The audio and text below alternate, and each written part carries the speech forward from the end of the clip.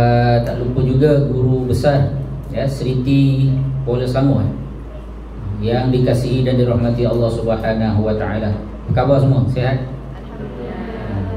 Tengok muka ketat je semua. Mentang-mentang orang lain sekolah cuti, aku kena kursus ataupun kena daurah pada pagi ini. Alhamdulillah. Apapun, marilah sama-sama kita merafakkan rasa syukur kita kehadrat Allah Subhanahu wa taala. Pagi ini kita dihimpunkan oleh Allah Subhanahu wa taala pada suatu hari yang mulia. Kalau tuan-tuan perasan, hari ini adalah hari 15 Sya'ban ataupun disebut sebagai nisful Sya'ban. Kita dah masuk separuh daripada bulan Sya'ban. Jadi kita dah kena warm up, kita dah kena exercise untuk kita menghadapi suatu bulan yang mulia, yang ditunggu-tunggu oleh seluruh umat Islam di dunia ini, iaitu bulan Ramadan Al-Mubarak, bulan Ramadan yang penuh dengan keberkatan. Dan kita berada pada suatu majlis yang mulia, tuan-tuan dan puan-puan sekalian, iaitu majlis ilmu, majlis yang sangat dicintai oleh Allah Subhanahu wa taala, majlis yang sangat disukai oleh Rasulullah sallallahu alaihi wasallam.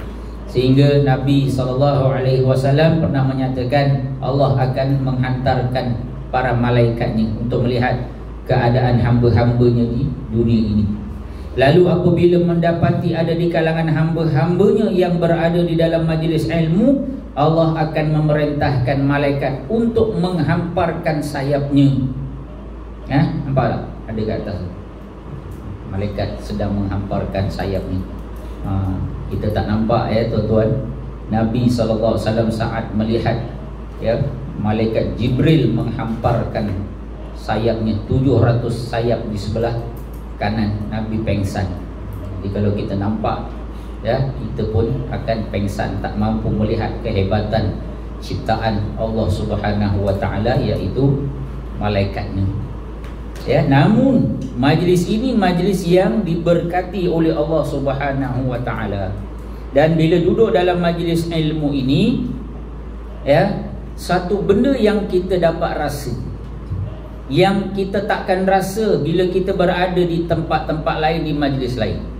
Apa dia? Allah Subhanahu wa taala, Nabi SAW menyatakan, Allah wa anza, Nabi SAW sebut dalam hadis, wa anza alaihi musakinah. Orang yang duduk dalam majlis ilmu ni, saya yakin tuan-tuan semua merasainya. Allah akan turunkan perasaan as-sakinah. Apa dia sakinah? Ada orang nama sakinah sini? Tak ada? Ada nama sakinah sini? Cuba tengok orang ni, tenang je. Sakinah ni maknanya tenang. Dan kita hanya merasai ketenangan ini saat kita berada dalam majlis zikrullah, mengingati Allah, termasuklah majlis ilmu. Cuba tuan-tuan pergi ke pasar ataupun pergi ke shopping komplek. Apa perasaan Allah? Tengok emas, nak beli emas. Tengok Kaizon, nak beli barang. Tengok Aeon, nak beli. Lagi-lagi pula tengah promosi ni, dah dekat nak puasa kan. Sekarang tak payah pergi Ustaz, semua ada dekat handphone. Dengan Shopee-nya, dengan Lazada-nya, dengan macam-macam kan. Hati kita tak tenang. Tapi saat kita berada di dalam majlis ilmu, Allah jamin, Nabi jamin, kita akan rasa tenang saat kita mengingati Allah Subhanahu wa taala, saat kita diingatkan dengan ayat-ayat Al-Quran, saat kita dibacakan dengan hadis-hadis Nabi sallallahu alaihi wasallam. Jadi moga-moga kita mendapat rahmat, moga-moga kita mendapat barakah, dan moga-moga kita mendapat ketenangan daripada Allah dan keampunan daripada Allah Subhanahu wa taala. Baik. Jadi tuan-tuan yang dikasihi dan puan-puan yang dikasihi dan dirahmati Allah, hari ini kita nak bincang satu tajuk, iaitu berkaitan al-ma'thurat. Saya yakin tuan-puan semua adalah orang yang dah biasa dengan amalan bacaan zikir al-ma'thurat pagi dan petang. Saya yakin bahagian daripada anda orang yang biasa membaca zikir al-ma'thurat, zikir pagi dan petang. Baik, cuma hari ini kita nak bincang apa itu al-ma'thurat, ya, yang menjadi bacaan bagi setiap abnaul harakah, anak-anak gerakan Islam. Ya, bila duduk dalam seriti ini, ya, kita kena ingat bahawa kita adalah sebahagian daripada ahli-ahli gerakan Islam. Al-harakah al-islamiyah. Apa dia gerakan Islam? Iaitu suatu gerakan, suatu perjuangan, suatu kumpulan, suatu jamaah yang bercita-cita untuk menegakkan agama Allah di atas muka bumi ini, nak mendaulatkan sebuah negara Islam, ya, yang diasaskan oleh Al-Imam Al-Hasan Al-Banna. Imam Hasan Al-Banna, pencetus kepada gerakan Ikhwanul Muslimin, ya, di Mesir, ya, dan beliaulah sebenarnya orang yang telah menyusun, ya, zikir al-ma'thurat. Saya ingat lagi semasa saya belajar di Mesir, kami di Mesir sentiasa buat daurah, ya, suatu daurah, dan kami telah dibentangkan oleh salah seorang guru kami, murabbi kami, ya, iaitu Syekh Muhammad Hanafi. Dia seorang pelajar jugalah, tapi daripada Terengganu. Dan dalam satu daurah dia telah menjelaskan dan menerangkan kepada kami asal usul sejarah al-ma'thurat. Saya ingat lagi, saya buat catatan masa tu, tapi catatan tu bila saya belajar sekitar tahun 1996 hingga 1999. Kalau ada di antara tuan-tuan yang pernah belajar di Mesir, pengurusi seriti kita pun pernah belajar di Mesir, tapi dia batch adik-adik barulah. Saya batch dengan Sahibus Samahah Timbalan Mufti Fadil Dr. Datuk Dr. Anhar, ya, waktu tu saya belajar. Dan salah satu daurah yang dijelaskan kepada kami berkaitan al-ma'thurat, Syekh Hanafi, ya, ni tak masuk lagi, ya, yang slide ni saya nak itu berkaitan tentang fadilat ataupun zikir ma'thurat. Tapi dari sudut sejarah, al-ma'thurat ini, tuan-tuan, kenapa dia dipilih oleh Imam Hasan Al-Banna untuk menjadi zikir dan bacaan kepada ahli-ahli gerakan Ikhwanul Muslimin? Kalau kita melihat kepada sejarah di Mesir, dia terdapat di antara salah satu tariqat yang terkenal, ya, siapa yang pernah belajar di Mesir, salah satu tariqat yang terkenal adalah tariqat Asy-Syadziliyah. Ya, tariqat Asy-Syadziliyah ni salah satu tariqat yang terkenal bukan sahaja di Mesir. Sebenarnya dia berasal daripada Morocco, Maghribi, kemudian berkembang ke Algeria, berkembang ke Tunis, dan akhirnya sampailah ke Mesir. Ya, sampai hari ini, sampailah saya pernah juga bertugas sebagai pegawai atasy pendidikan selama di Mesir selama 3 tahun, ya, pada tahun 2013 hingga 2015. Sehingga saya, ya, bermula daripada saya belajar sampailah saya menjadi pegawai, tariqat itu masih wujud, ya. Dan kalau tuan-tuan ingat, di terutamanya tariqat Asy-Syadziliyah, ya, mereka akan mengadakan himpunan tahunan secara besar-besaran di Masjid Baydawi di Tonto. Ni himpunan besar-besaran sampai hari ini masih lagi, ya, berlaku. Ini di antara salah satu tariqat yang terkenal di Mesir. Baik, apa kaitan al-ma'thurat dengan tariqat Asy-Syadziliyah? Bapa kepada Syekh Hasan Al-Banna, beliau merupakan salah seorang pengikut tariqat Asy-Syadziliyah. Ya, dia tariqat Asy-Syadziliyah ini diasaskan oleh seorang ulama daripada Maghribi, ya. Saya tak ingat nama dia, Muhammad bin Hasan Asy-Syadzili. Dan dia mempunyai 2 orang anak murid yang besar. Ya, salah seorangnya adalah Abu Al-Abbas Al-Mursi, bukan Presiden Mursi. Nama dia Abu Al-Abbas Al-Mursi. Dan Abu Al-Abbas Al-Mursi inilah murid yang telah mengembangkan tarikat Asy-Syadziliyah ke Mesir, dan bapa kepada Hasan Al-Banna merupakan salah seorang pengikut, termasuklah datuknya dari keluarganya, ya. Dan Imam Hasan Al-Banna apabila dia mencetuskan gerakan Ikhwanul Muslimin. Dia melihat bahawa pejuang-pejuang Abnaul Harakah yang nak menegakkan Islam di Mesir, yang menghadapi tentangan oleh kerajaan Mesir, bermula daripada kerajaan Raja Farouk sehingga tumbangnya Raja Farouk, dijatuhkan sehingga naiknya Gamal Abdul Nasir, kemudian digantikan oleh Anwar Sadat, kemudian Husni Mubarak. Mereka ditekan, gerakan Ikhwan ini ditekan. Maka Syekh Hasan Al-Banna dia melihat perlu ada satu kekuatan yang menjadi pegangan, yang menjadi amalan, yang mesti dibaca oleh orang-orang yang nak menegakkan agama Allah Subhanahu wa taala, supaya mereka mempunyai hubungan yang kuat dengan Allah Subhanahu wa taala, di samping mempunyai kecekalan dan kekuatan rohani dalam menghadapi cabaran. Tuan-tuan boleh baca banyak tulisan-tulisan berkaitan bagaimana cabaran dan juga rintangan-rintangan yang dihadapi oleh ahli-ahli gerakan Ikhwanul Muslimin di Mesir.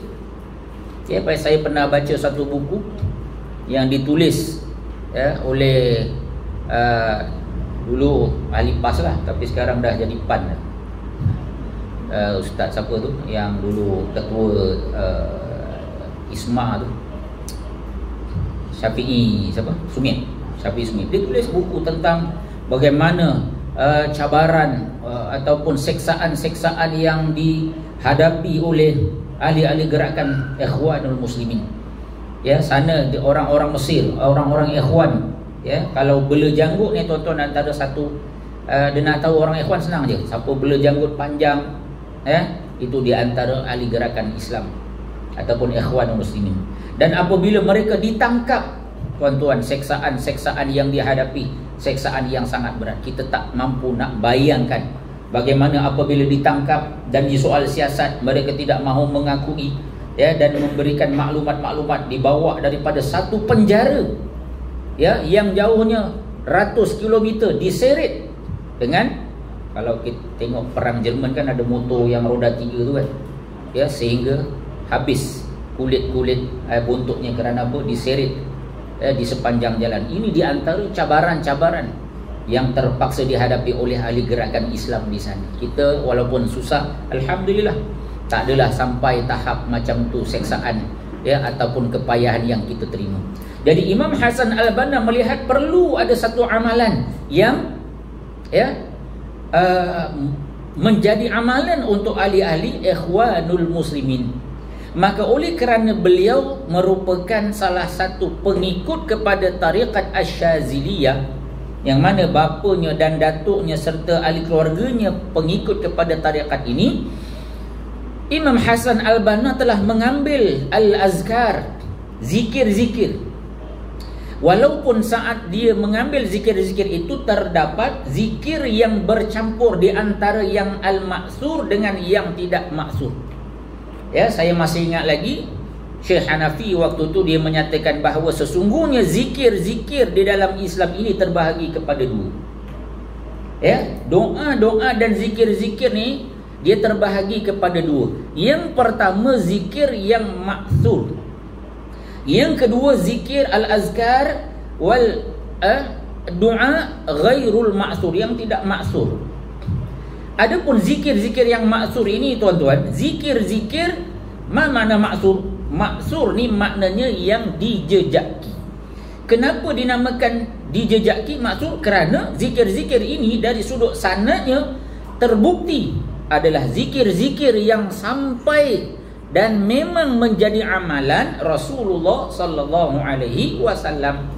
Kalau yang diambil daripada Quran lagilah confirm. Diambil daripada Quran dan diamalkan oleh Nabi sallallahu alaihi wasallam. Adapun zikir yang ghairul maksur, dia ada dua. Satu, zikir dia tak confirm, riwayatnya tak sahih. Adakah dia menjadi amalan Nabi sallallahu alaihi wasallam?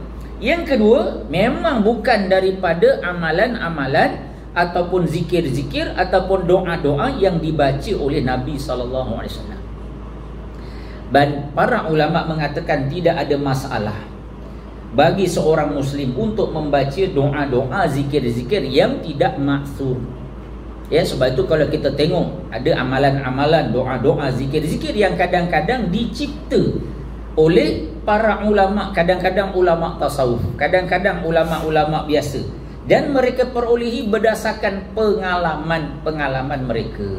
Jadi adakah salah kita baca doa-doa yang tidak maksud? Tak salah. Ya, tak salah. Bahkan dibenarkan bagi seorang Muslim, tuan-tuan nak baca doa dalam bahasa Melayu sebab tak hafal bahasa Arab, boleh tak? Boleh. Ya, boleh. Bacalah doa apa-apa, Allah akan terima. Cuma beza maksud tak maksud. Tapi yang terbaik kita membaca doa-doa dan zikir-zikir yang maksud.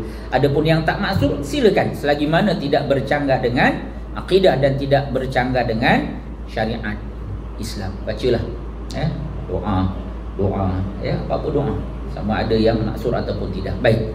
Maka Imam Hasan Al-Banna apabila dia melihat dan menerima ataupun beramal dengan tarikat Asy-Syadziliyah, dia melihat tarikat itu telah zikir-zikirnya bercampur di antara yang maksur dan yang ghairul maksur, yang tidak maksur. Maka Imam Hasan Al-Banna telah membuat saringan.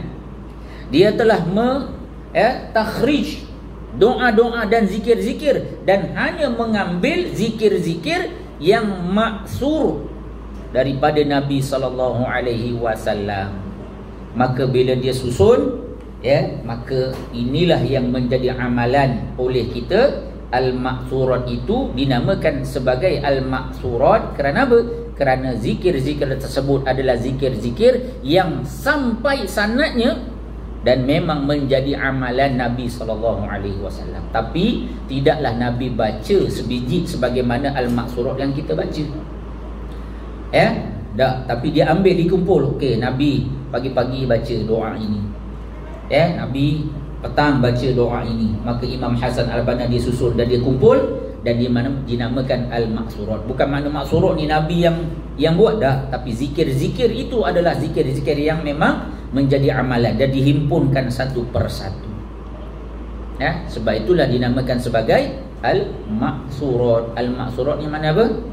Zikir-zikir yang memang sahih diamalkan oleh Nabi SAW, cuma tidaklah tersusun sebagaimana yang kita baca al-maksurat tersebut. Baik, itu dari sudut sejarah. Ada apa-apa soalan tuan-tuan sebelum saya pergi? Ada ya? Jelas ya? Baik. Az-zikru fi kulli hal. Saya sebenarnya baru sempat nak cari bahan pagi tadi, tapi tak sempat nak terjemah. Jadi saya terjemah hari ni lah. Siapa yang tahu bahasa Arab, insya-Allah lah dia boleh faham. Ya, baik. Tapi saya akan sampaikan poinnya dalam bahasa Arab. Dan saya ambil ni daripada website Ikhwanul Muslimin sendiri. Baik, dia kata az-zikru fi kulli hal. Zikir ni tuan-tuan kita kena ingat, makna zikir itu dia bukan hanya saat kita menyebut nama-nama Allah Subhanahu wa taala, tetapi dalam setiap keadaan, dalam setiap waktu, dalam setiap hal apa yang dilakukan oleh seorang hamba, maka sebenarnya setiap keadaan itu boleh dijadikan sebagai zikir. Fa'lam ya akhi, dia kata apa? Ketahuilah bahawa wahai saudaraku, razaqani Allah wa iyyaka husnul taufik. Moga Allah mengurniakan kepada aku dan kepada engkau sebaik-baik petunjuk. Anna likulli insan ghayatun asasiyah min hayatihi taduru 'alaiha afkaruhu wa mata sammat hadhil ghayah al-mathalul a'la wa tattajih nahwaha a'malahu. Ya, dia kata apa? Sesungguhnya manusia ni, setiap manusia ni ada matlamat asasi dalam hidupnya. Semua ada matlamat. Saya yakin. Ya, tuan-tuan yang bekerja di sini pun ada matlamat. Ada yang matlamatnya bekerja sebab apa? Nak mencari nafkah. Kalau yang perempuan nak bantu suami. Zaman sekarang ni kadang-kadang kalau suami yang bekerja tak mampu nak menampung keperluan keluarga. Ini realiti. Kadang-kadang suami dapat kerja tapi hanya mampu menampung separuh daripada keperluan. Tadi saya dah dibagi tahu oleh Urusti dekat Seriti ni, Ustaz, ada seorang pelajar sedang ambil PhD dan nak jumpa saya, Master, sebab nak tanya pasal asnaf sementara. Memang dalam kami punya prinsip-prinsip agihan di negeri Selangor, untuk makluman tuan-tuan, saya bertugas di Jabatan Penyelidikan dan Sekretariat Syariah Lembaga Zakat Selangor. Memang tugas kami untuk membuat kajian-kajian berkaitan harta-harta yang boleh dikutip sebagai zakat negeri Selangor, dan kami juga membuat kajian-kajian ke manakah dan kepada siapakah asnaf-asnaf ni boleh diagihkan, kepada siapakah harta zakat ni boleh diagihkan kepada asnaf. Saya teringat semasa saya membaca buku Dr. Yusuf Al-Qaradawi. Dia menyatakan, ni lari sikit tak apa bab zakat. Dia menyatakan dalam ayat Al-Quran, Allah Subhanahu wa taala saat menceritakan ayat-ayat berkaitan harta yang wajib dizakat, Allah menceritakan harta-harta yang wajib dizakat ni secara umum. Contohnya Allah tak sebut apa harta yang wajib zakat. Allah sebut wa aqimus salah wa atuz zakah, dan dirikanlah solat dan tunaikanlah zakat. Allah tak sebut apa harta yang wajib dizakat. Zakat pendapatan tak ada dalam Quran. Yang ada harta yang wajib zakat dalam Quran ni emas dan perak saja. Perniagaan ada, galian tak ada. Dan yang banyak menjelaskan tentang harta-harta yang wajib dizakat adalah hadis-hadis Nabi SAW. Nabi sebut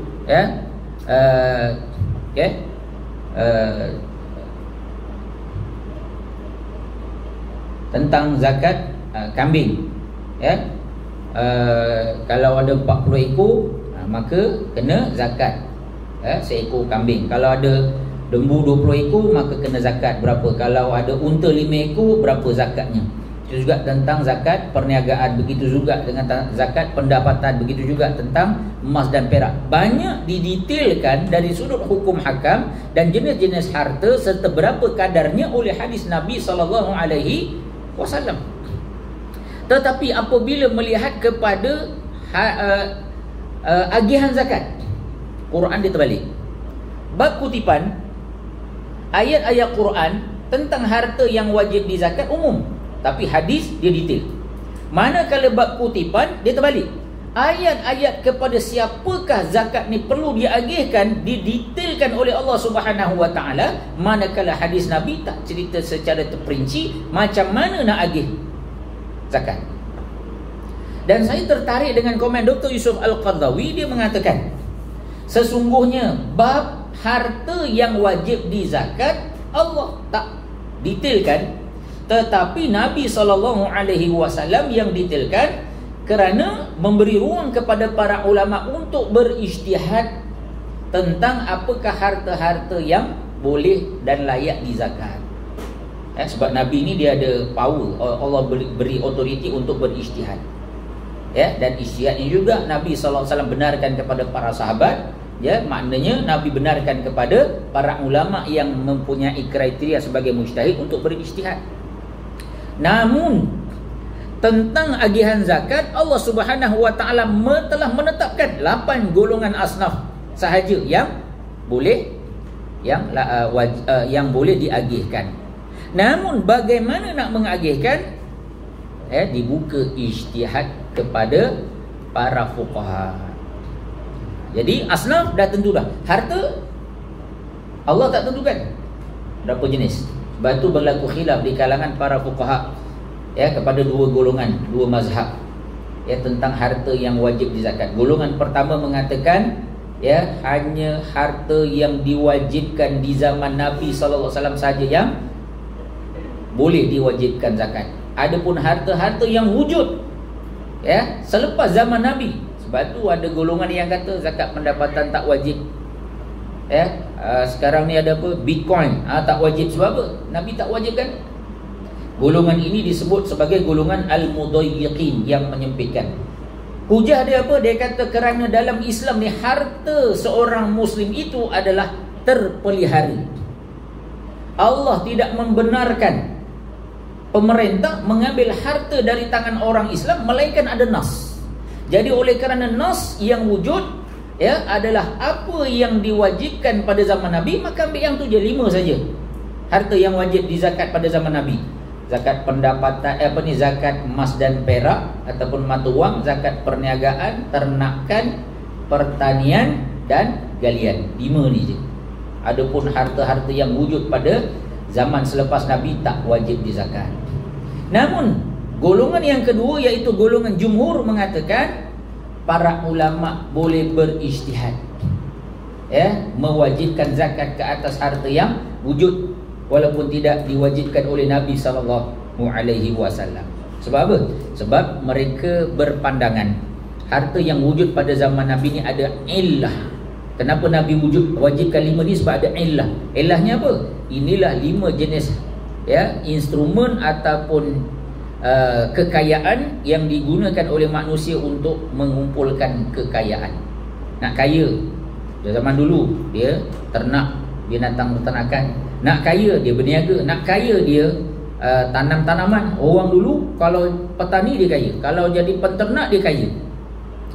Namun oleh kerana berlaku perkembangan zaman dulu orang tak makan gaji, zaman dulu orang tak keluarkan produk perkilangan, zaman dulu orang tak main saham, zaman dulu tak ada Bitcoin. Maka oleh kerana ada illah, instrumen-instrumen ini menjadi kaedah untuk manusia menghimpunkan kekayaan. Maka illah itu juga wujud sebagaimana wujud pada zaman Nabi. Maka para fuqaha berijtihad, wajib zakat juga.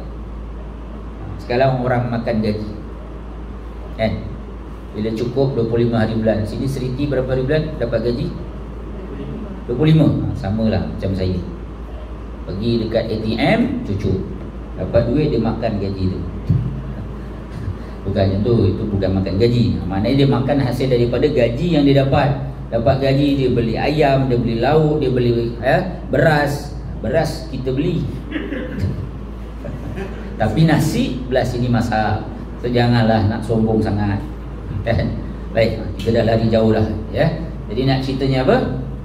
Manusia ni tuan-tuan semua ada matlamat, ada tujuan dalam hidupnya, dan berlingkar alaiha afkarihi wa mata saman hadir ghayah al-mathalul a'la. Dan matlamat ni dia akan jadi benda yang paling tinggi untuk dicapai. Kita ni tuan-tuan akan bersungguh-sungguh buat apa yang kita nak capai. Kalau orang nak kaya, kita akan nampak bagaimana perilaku dan segala aktiviti yang dilakukan. Kalau orang yang matlamat dia adalah nak dapat ilmu, dia akan belajar, sanggup ambil master, nanti sambung PhD. Kalau orang yang nak kemasyhuran, dia akan cari kemasyhuran, jadi artis, jadi pelakon. Kalau orang yang ataupun jadi orang yang bijak pandai dan seumpamanya, wa tattajih nahwaha a'malahu, dan segala matlamat itu akan ditumpukan terhadap aktiviti-aktiviti dan pekerjaannya. Wa tatarakas haulaha amalu wa hiya allati yusammunaha wa 'alat sadirat bi suratin minal jamal ar-ruhi wa hadat bihi ilal kamal daiman hatta ya'khudh fihi bin nasib alladhi qudira lahu. Jadi dia akan buatlah apa saja untuk mencapai matlamat dia. Kalau tuan-tuan datang sini sebab nak dapat gaji, maka tuan-tuan bekerja kerana nak dapat gaji lah. Kalau tuan-tuan bekerja dekat Seriti ni sebab apa? Aku balik daripada Mesir, aku balik daripada UIA, aku belajar dekat Kuis, aku belajar dekat Queen, aku nak supaya ilmu yang aku belajar aku dapat amal dan aku dapat kekalkan. Maka tuan-tuan akan dapat nak praktiskan ilmu dan tak nak hilangkan ilmu. Tuan-tuan akan dapat. Sebab itu matlamat tuan-tuan. Aku nak sambung master, dia bergantung. Benda yang akan kita dapat ni bergantung apa yang kita letak dalam hati kita. Wal Islam waqad jaa li islahi nufusil bashar wa tazkiyataha wal 'ulu biha ila muntahal kamal al mumkin laha. Jadi Ya, Islam ni dia datang, dia nak perbaiki jiwa, ya, manusia dan membersihkannya dan meninggikannya, ya, semaksimal mungkin. Inilah hebatnya Islam, tuan-tuan. Dia nak betulkan cara hidup kita. Islam ni dia datang nak betulkan cara hidup kita. Tak salah tuan-tuan datang sini nak bekerja, tapi jangan jadikan itu matlamat. Tak salah tuan-tuan dan puan-puan datang sini nak cari duit. Tak salah. Memang itu salah satu keperluan fizikal kita. Kita perlukan makanan, kita perlukan gaji, kita perlukan pakaian, kita perlukan tempat tinggal, kita perlukan nak besarkan anak-anak, kita perlukan kebahagiaan suami isteri. Itu keperluan. Tapi jangan jadikan itu sebagai matlamat. Maka nak betulkan ni macam mana tuan-tuan? Inilah Islam, inilah tujuan Islam. Dia nak betulkan diri kita, dia nak alignment diri kita, ya, supaya kita berada dalam keadaan yang jalan yang lurus. Awdahalil insaniyah jami'an al-ghayah al-quswa. Ya, Islam dia jelaskan kepada kita apakah tujuan yang paling utama yang mesti kita letakkan dalam hidup kita ini. Wahdan biha nahwal mathalul a'la, yang mesti kita letakkan pada tempat yang paling tinggi. Yang lain tak ada masalah. Tuan-tuan memang tujuannya nak cari duit, silakan letak. Itu memang benda naluri. Tuan-tuan nak kekalkan ilmu yang tuan-tuan belajar, ya, tuan-tuan mungkin nak glamour, kan, nak sanjung dan seumpamanya, letakkan. Tapi Islam ni kata tak apa, yang tu kamu letak tak apa, tapi ada benda lain yang kamu kena letak dalam hidup kamu. Wa kana hadzal mathal huwa qudusu hadratillah jalla wa ala. Kita nak meletakkan bahawa Allah adalah matlamat yang paling utama dalam hidup kita. Jangan sampai duit kita tu kita rasa paling besar dalam hidup kita. Jangan sampai kita rasa ilmu, kemasyhuran, ya, kekayaan, kemewahan itu yang paling besar. Saat kita bekerja dah kita silap sebenarnya. Tapi letakkanlah bahawa Allah adalah tujuan. Aku nak redha Allah. Dia kata ulama, kalau kita ni bekerja, matlamat kita dunia, nescaya akhirat kita akan tertinggal. Tapi saat kita meletakkan akhirat, kita meletakkan Allah sebagai matlamat yang utama, insya-Allah dunia ni kita akan dapat. Saya pernah dengar satu ceramah Ustaz Kamal Asyari, dia sebut, jangan kamu fikir benda yang kamu tak fikir pun kamu akan dapat. Tapi fikirlah benda yang kalau kamu tak fikir kamu tak akan dapat. Faham tak? Pening. Tak faham? Jangan kamu fikir benda yang kalau kamu tak fikir kamu akan dapat. Kau orang kalau tak fikir gaji 25 hari bulan, gaji masuk tak? Ke kalau tak fikir gaji tak masuk? Bila nak masuk gaji? Bila tak masuk gaji? Kalau tak fikir gaji tak masuk. Kalau tak fikir gaji masuk tak? Masuk. Kalau kita tak fikir gaji, kita buat kerja macam biasa, kita ngajar, buat laporan, buat ringkasan, kan? Ya, kita masuk kelas, kita buat report dan seumpamanya. Kalau periksa kita sediakan soalan, dan kita tak payah fikir pasal gaji. 25 hari bulan, gaji masuk tak? Masuk. Tapi fikirlah benda yang kalau kita tak fikir, kita tak akan dapat. Apa dia? Pahala.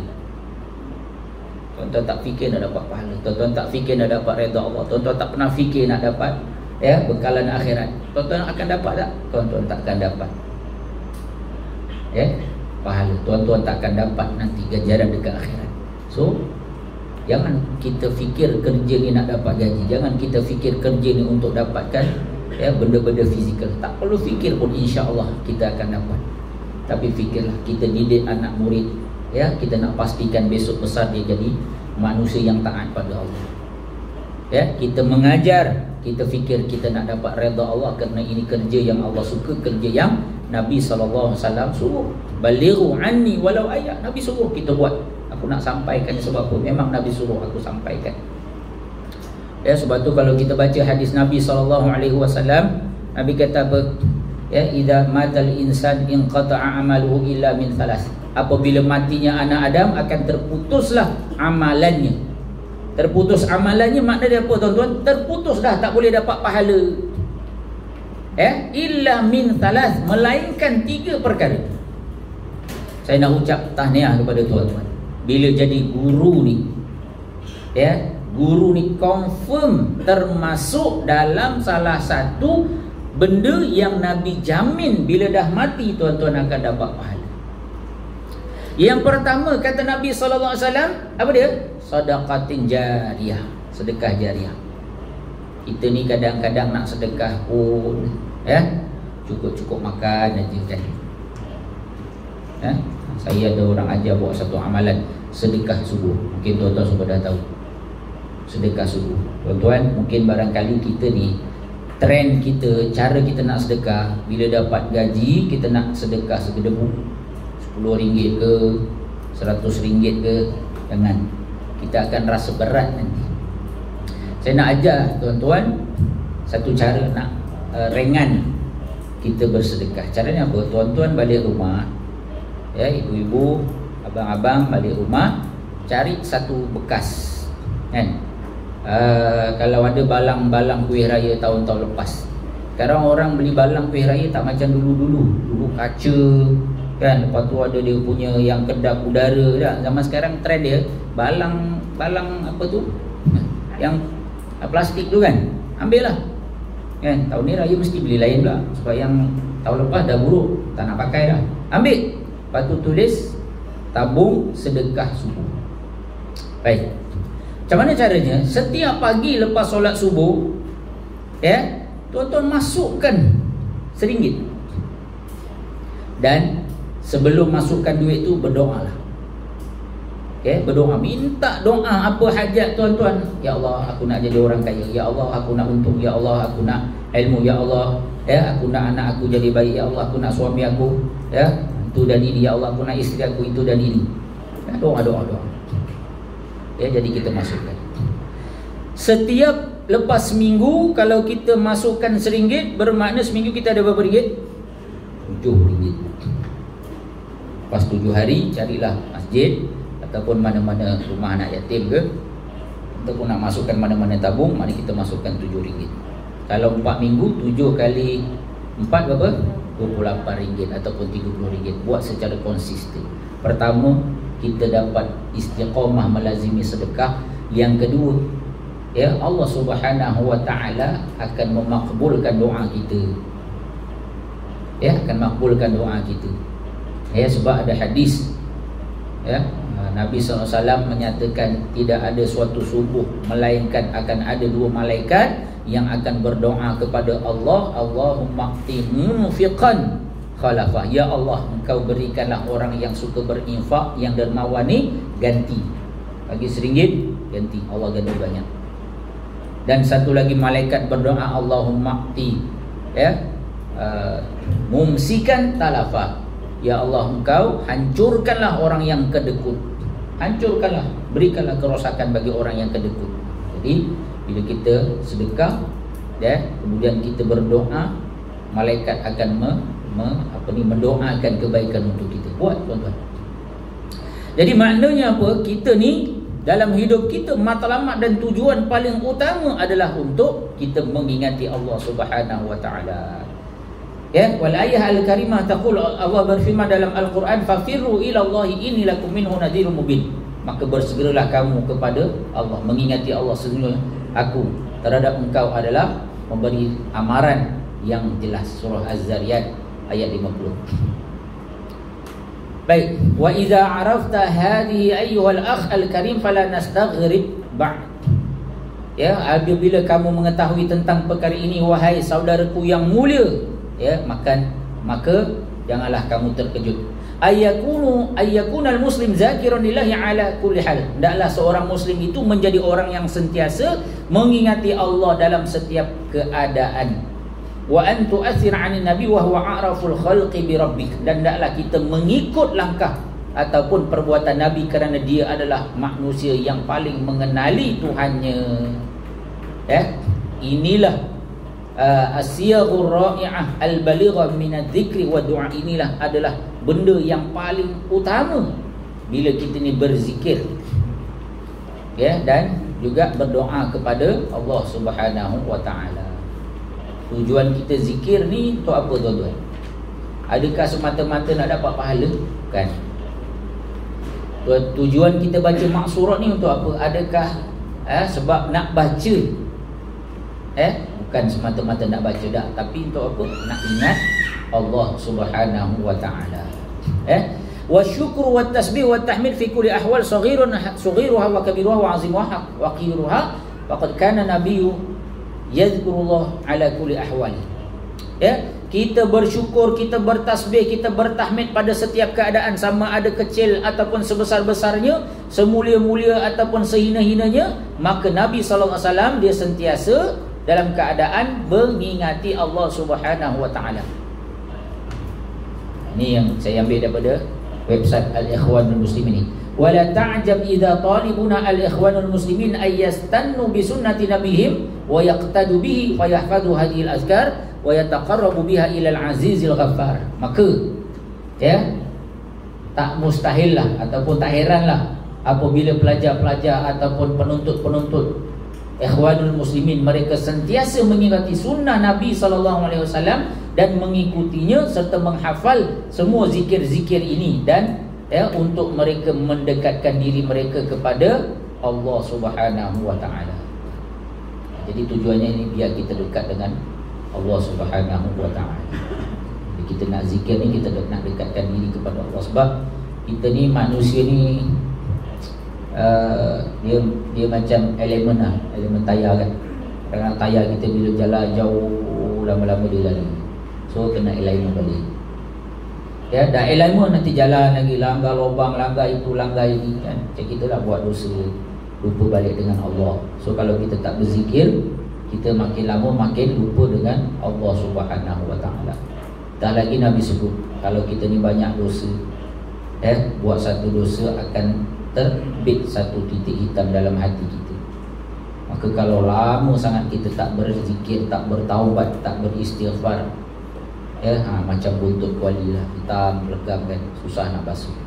Jadi jangan biarkan satu hari pun dalam hidup kita kita tak berzikir kepada Allah. Dan zikir maksurah ni tuan-tuan, mungkin ada di antara kita yang rasa, Ustaz, panjang lah Ustaz, susah lah kan. Saya nak baca maksurat senang je tuan-tuan. Sebab saya kadang-kadang subuh kat masjid, lepas tu terus balik, siap-siap, terus pergi kerja. Memang tak sempat tuan-tuan. Kalau nak tunggu duduk atas sejadah kan, kadang-kadang dah lah imam baca doanya panjang kat masjid kan, kita tunggu bila pun habis, aku nak pergi kerja ni. Tak pasal dah mengumpat kan. Kalau ada imam yang baca pendek, okey lah.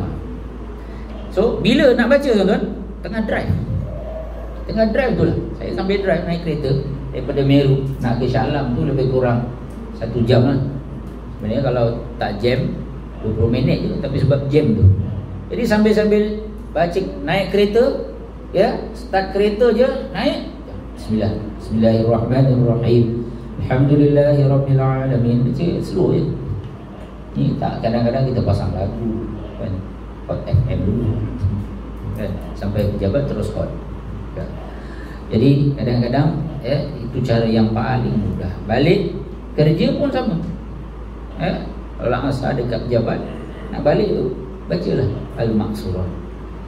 Dan Al-Maksurat kalau yang zikir petang, kalau tak sempat baca lepas maghrib, ataupun sebelum nak tidur pun boleh kita baca. Dan setiap zikir ni tuan-tuan sebenarnya dia adalah zikir untuk pelindung diri kita, nak selamatkan diri kita. Sebab apa? Kita ni manusia tuan-tuan, kadang-kadang kita tak nampak ada musibah-musibah, bahaya-bahaya yang akan melanda diri kita, dan kita tak mampu nak menghalang musibah-musibah ini menimpa diri kita melainkan dengan izin Allah Subhanahu wa taala. Sebab itu zikir al-asbah al-sabah wal masa, zikir pagi dan petang al-maksurat ini adalah zikir-zikir untuk melindungi diri kita daripada musibah-musibah, daripada benda gangguan-gangguan. Sebab musuh ni ada dua benda. Satu, musuh fizikal yang kita boleh nampak. Yang kedua, musuh yang tak ada fizikal, yang ghaib, yang kita tak boleh nampak. Gangguan syaitan, gangguan makhluk halus, gangguan sihir, gangguan hasad dengki. Kan? Kadang-kadang dengki ni tuan-tuan, dia bukan orang yang jahat ni. Nabi SAW, saya teringat hadis Nabi SAW, iyyakum wal ain. Berhati-hatilah kamu dengan penyakit ain. Apa dia penyakit ain? Penyakit ain ni, saya ambil contoh macam ni. Contohlah ya, kita baru dapat baby. Kebetulan baby kita ni comel, kan? Baby kita cute ya, macam maknya, macam bapaknya, kan? Jadi tiba-tiba ada orang tak tahu, kadang-kadang kita kenal ataupun kita tak kenal, dia kata comel lah baby awak, kan? Bila dapat pujian, kena berhati-hati. Sebab kadang-kadang pujian yang keluar daripada lidah seseorang itu, dia datang, dia keluar dengan hasad dengki. Kalau dia ikhlas, kita tak ada masalah. Tapi kadang-kadang dia puji tu sebab hasad dengki. Dia puji dalam hati dia, besok ni sakit, dia sakit juga. Lalu saat kita menerima pujian, ya, kita sandarkan kepada diri kita dan kita tak sandarkan kepada Allah, ini yang bahaya. Itu Nabi kata iyyakum wal ain. Berhati-hatilah kamu dengan penyakit ain. Lalu kalau orang tu niatnya tak baik, kita pun terus sandarkan kepada manusia, kan? Orang puji anak kita, comel lah anak kau. Tengoklah maknya. Kemain ni. Dah pun bapaknya. Kau tengoklah bapaknya, orang jauh, hidungnya mancung. Kan? Contoh saat kita sandarkan kepada manusia, maka dengki itu akan berlaku dan mendatangkan musibah. Sebab itu hendaklah kita sandarkan segala pujian ataupun kebaikan ataupun keburukan kepada Allah. Bila orang puji macam tu, kita buat macam mana? Alhamdulillah, ini rezeki daripada Allah. Maka ain tu akan tertolak. Tapi kalau kita sandarkan pada diri kita, ya, maka dia akan berlaku. Ya, maka jangan sekali-kali kita sandarkan apa-apa kebaikan ataupun keburukan itu pada diri kita. Sandarkan kepada Allah. Sebab alhamdulillah Allah bagi rezeki. Ya. Sebut sandarkan kepada Allah. InsyaAllah dia akan tertolak. Ya. Baik. Fadlu zikri wa zakirin. Kelebihan berzikir dan orang-orang yang berzikir. Wa qad urida al-amru bi dzikri wal iktsar minhu wa bayan fadli wa fadlu zakirin fi katsirin min ayatil Quran. Terlalu banyak perkara tentang zikir dan memperbanyakkan zikir dan kelebihan zikir dan kelebihan orang yang berzikir dalam banyak ayat-ayat Al-Quran dan hadis Nabi sallallahu alaihi wasallam.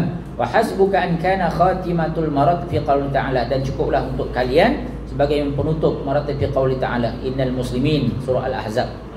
Ya, Allah menyebutkan surah Al-Ahzab ayat 35, sesungguhnya orang-orang muslim dan muslimat, orang mukmin dan mukminat, al-qanitin, orang yang berqunut, berdoa, was-sadiqin, orang yang benar, was-sadiqat, perempuan yang benar, sabirin was-sabirat, lelaki yang sabar dan wanita yang sabar, lelaki yang khusyuk dan wanita yang khusyuk, lelaki yang bersedekah dan wanita yang bersedekah, was-saimin, lelaki yang berpuasa dan wanita yang berpuasa, wal hafizin, dan lelaki yang memelihara furujahum, wal hafizat, serta wanita, wadzakirin Allah, dan lelaki yang berzikir kepada Allah sebanyak-banyaknya, dan juga wanita yang berzikir kepada Allah.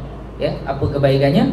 A'addallahu lahum maghfirah. Allah akan sediakan untuk mereka keampunan wa ajran 'azimah. Zikir ni tuan-tuan akan hapuskan dosa-dosa kita. Kita ni kadang rasa diri kita ni bagus sangat, tak ada dosa. Sebenarnya tak banyak dosa.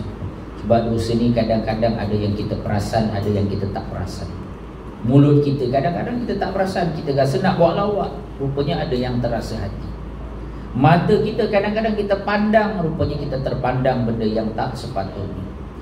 Ya, fikiran kita kadang-kadang kita fikir yang tak elok. Hati kita kadang-kadang terlintas perkara yang tak baik. Jadi sebenarnya terlalu banyak dosa-dosa kita.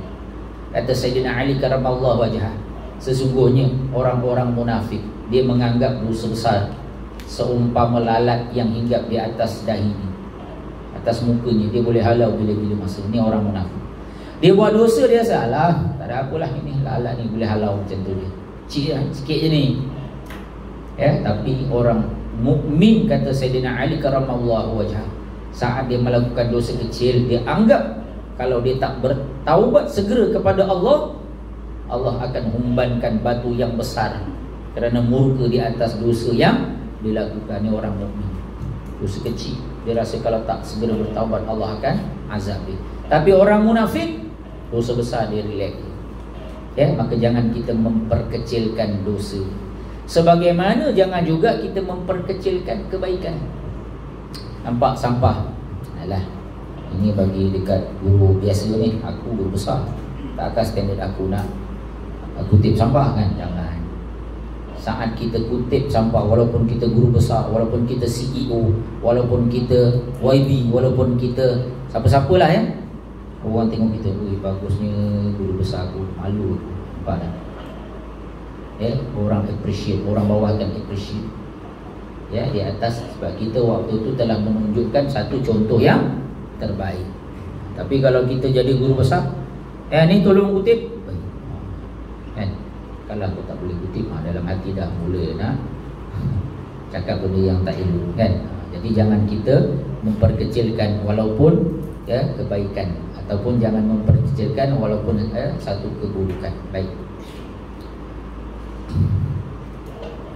tak masuk lagi ni Al-Masurah ni, mesti kena baru muqaddimah ni. Baik, saya nak masuk adab berzikir. Yang ketiga, adab-adab berzikir. Ya, dia berzikir ni tuan-tuan, dia kena ada adab. Sebab itu dalam semua perkara Islam ni menyarankan supaya kita memiliki adab. Sebab satu amalan, satu pekerjaan tanpa adab, ya, dia tidak akan menjadi sempurna. Termasuklah kalau kita belajar. Belajar pun ada adab. Ya, sebab tu kalau siapa-siapa mengaji pondok ataupun yang mengaji Al-Azhar, satu kitab yang tidak akan dipelajari ya oleh semua pelajar-pelajar sebelum dia belajar kitab-kitab besar. Apa kitab dia? Ya, Ta'limul Muta'allim. Pengajaran bagi orang yang nak belajar. Dia kena belajar macam mana nak belajar. Kan? Kita ni kadang-kadang bila belajar, alahnya benda kecil, buat uduk, malaslah, aku dah terror dah semua ni. Jangan. Ya, kadang-kadang bila dengar satu benda yang walaupun kita dah baca, walaupun kita dah belajar, kadang-kadang kalau kita dengar ada benda baru yang akan kita dapat.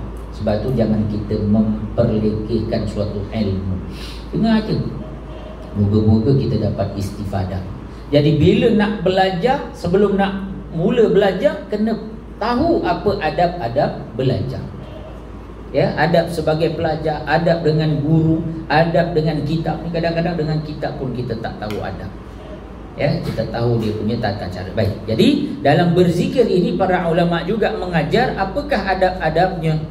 Wa'lam ya akhi anna dzikra laysa al-maqdu bihi adz-dzikr al-qawli fahazb bal inna taubah dzikr.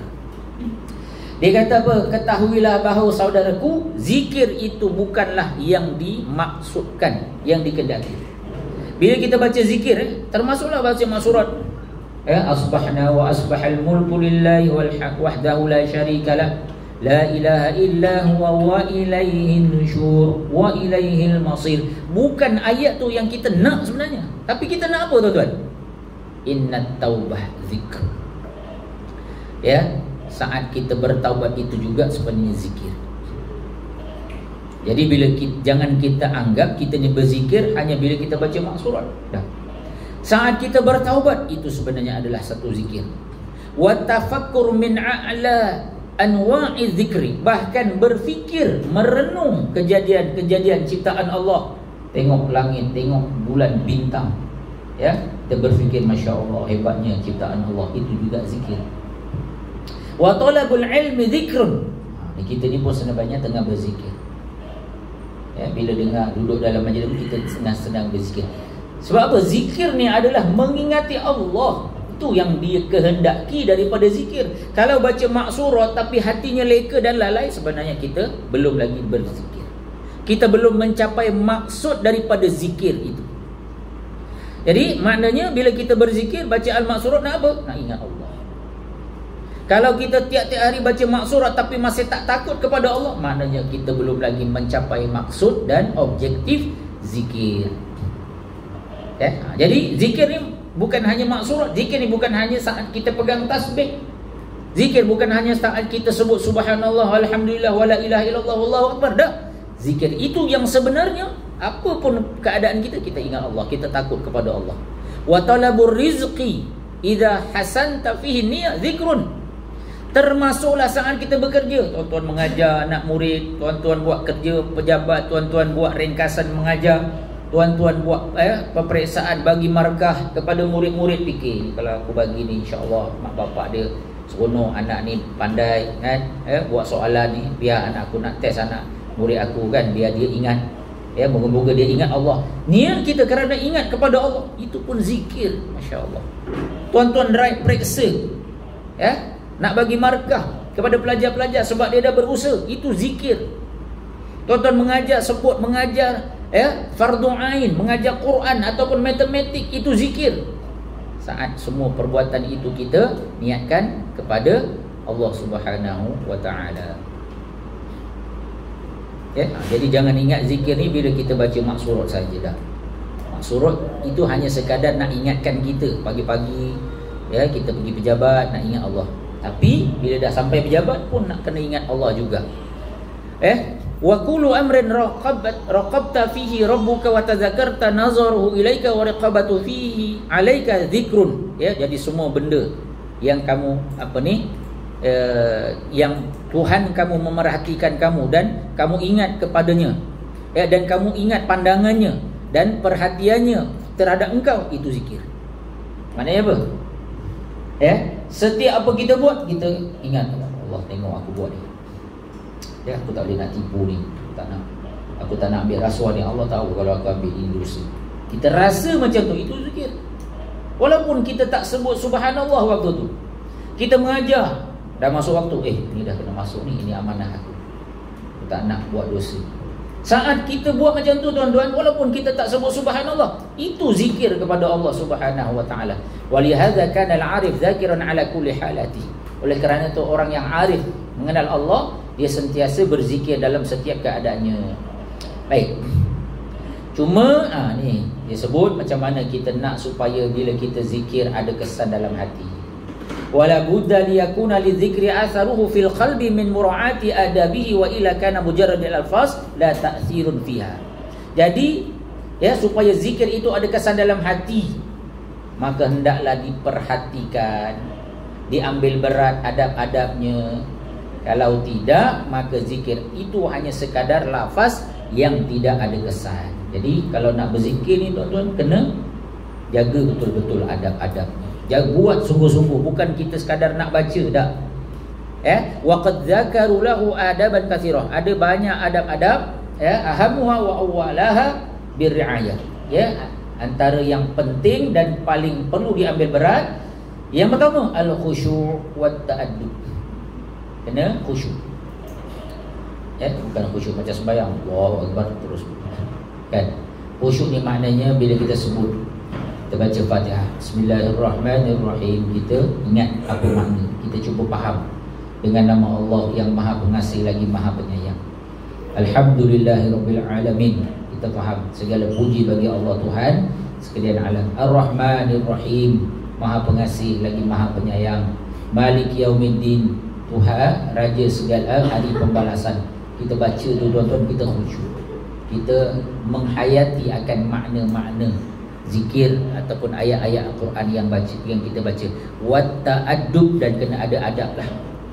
Jangan sambil dengar lagu kan. Kalau baca Quran jangan sambil kita buat benda-benda yang tak elok kan.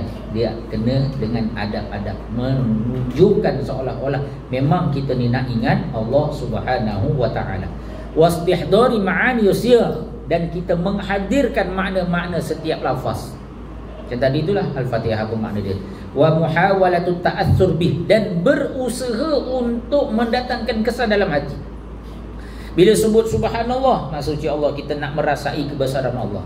Bila sebut alhamdulillah, kita nak merasai kesyukuran kita, tahmid kita kepada Allah. wa mulahazah maqasidiha wa aghraduha, dan cuba untuk kita mulahazah, memerhatikan maksud, wa aghraduha, dan tujuannya. Itu yang pertama. Yang kedua, hifdhu sauti ma amkana dhalika ma'al yaqadha at-tamma wal himmah al-kamilah hatta la yu'athir ala ghairi. Cuba untuk kita merendahkan suara. Kecuali kalau kita ramai-ramai lah, cuma ramai-ramai pun janganlah terlalu kuat suara. Ya, suara kita maknanya ya bukan menjerit-jerit, bukan secara kuat. Kalau seorang-seorang baca slow-slow lah. Kadang-kadang dekat masjid ni ada satu perangai jemaah. Bila solat berjamaah, walaupun sekarang tengah penjarakan, dia baca tu boleh dengar. Dalam hadis Nabi SAW menyatakan at-tashwish minasyaitan. Tashwish adalah dari perbuatan syaitan. Ma makna tashwish? Orang yang solat dan membaca bacaan-bacaan solat sehingga didengari oleh jemaah yang lain, itu namanya at-tashwish. Bukan hanya orang yang tak semayang, kadang-kadang ada juga orang tak semayang, dia borak sampai orang semayang tu dengar, tak boleh nak khusyuk, itu pun at-tashwish. Nabi kata at-tashwish minasyaitan. Tashwish tu dari perbuatan syaitan. Syaitan memang suka kacau orang semayang. Walaupun tapi syaitan lagi bagus, dia bercakap, dia bisik, kita tak dengar. Walaupun kita tak khusyuk. Tapi ada yang lebih hebat daripada syaitan, dia baca tu sampai orang dengar, lagi teruk pada syaitan. Di Nabi kata at-tashwish minasyaitan. Jadi kalau kita solat berjemaah, bacaan tu kalau boleh hanya didengari sehingga telinga kita je. Jangan sampai merentasi telinga orang lain. Tak boleh rentas telinga orang lain. Selain daripada tak boleh rentas negeri lagi sekarang ni. Itu dia. Jadi kena slow suara. Jadi kalau kita naik kereta baca slow, tak payah jerit-jerit. Siap tarannum lagi, tak payah. Ma'al yaqazah, sambil jaga, sedar. At-tamah, secara sempurna. Maksudnya kita sedarlah kita sedang buat, jangan kita leka lalai. Al-kamilah. Hatta la yu'athir ala ghairi, sehingga tidak terkesan kepada orang lain. Yang ketiga, in kana dzikru ma'a jama'ah fala yataqaddam alaihim wa la yata'akhkhar anhum. Kalau kita baca secara berjemaah, kadang-kadang baca berjemaah, tadi saya dimaklumkan baca ramai-ramai kan. Kadang-kadang dalam usrah kawasan, usrah pemuda, usrah muslimat, dalam liqa dan sebagainya, biasanya akan baca maksurat. Jadi adabnya bila kita baca secara berjamaah, fala yataqaddam alaihim wa la yata'akhkhar anhum. Tak terlalu awal dengan jemaah dan tidak terlalu lewat dengan jemaah. Kita ikut style kita. Orang dah baca 10 dah, kan? Bacaan yang 10, kita masih yang kedua, ketiga. Santai. Orang dah habis, kita masih lagi relax. Ataupun kita nak habis dulu. Langgar semua. Aku nak jadi juara. Kecut. Kan orang lain masih lagi baca 10, dia dah nak habis. Jangan macam tu. Kalau berjemaah, dia sama-sama. Tak terlalu awal, tidak terlalu akhir. Baik, itu yang ketiga. An-nazafah fi thawbi wal makan. Yang keempat, mestilah memelihara kebersihan pada pakaian dan tempat. Wa mura'atul amakin al-muhtarimah wal awqatil munasabah. Dan hendaklah diperhatikan tempat yang mulia dan masa yang sesuai. Tengah makan tu nak berzikir, kan? Macam mana? Sambil-sambil makan sambil berzikir. Orang nak borak, ada berzikir tapi sambil makan. Jangan macam tu, ada adab-adabnya. Hatta yakunu zalika da'i ila istima'i himmatihi wa safa'i qalbihi. Maka supaya maknanya himmah dia tu, maknanya perasaan dia tu bersama-sama, berhimpun, wa safa'i qalbihi, dan suci hatinya, wa khulusu niyatihi, dan bersih niatnya. Al-insiraf fi khushu'in wa adabin ma'a ijtinabil laqti wal lahwi, alladhi yadhhabu bi faidati dzikri wa athari. Maknanya hendaklah kita bersama-sama dengan khusyuk dan adab, dan menjauhkan al-laghti wal lahwi, benda yang sia-sia. Zikir sambil dengar lagu pasang, tapi zikir itu tak boleh. Memanglah kita melaksanakan suatu benda yang Allah suruh, Nabi suruh, tapi kita buat benda yang sia-sia. tinggallah benda-benda yang lara, ya, sehingga akhirnya menyebabkan zikir kita tu tak jadi sia-sia. Ya, maka ini di antara benda-benda yang kita kena laksanakan. Baik. Okey. Pukul 11 nak rehat dulu ke nak teruskan? Teruskan. Baik, saya nak masuk, ya, kita nak masuk fadail, bacaan-bacaan yang ada dalam apa dia punya ni, tak hilang.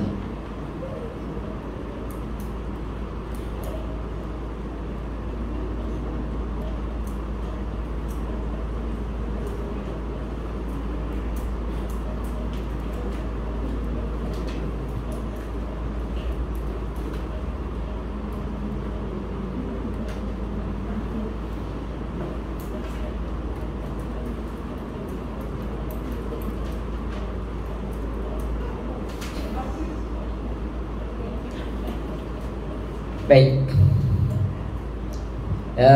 Untuk yang kedua ini saya nak sama-sama kongsikan dengan tuan-tuan, ya, tentang fadilat-fadilat dan apa kelebihan-kelebihan ayat-ayat, zikir-zikir, bacaan-bacaan yang ada dalam Al-Ma'thurat.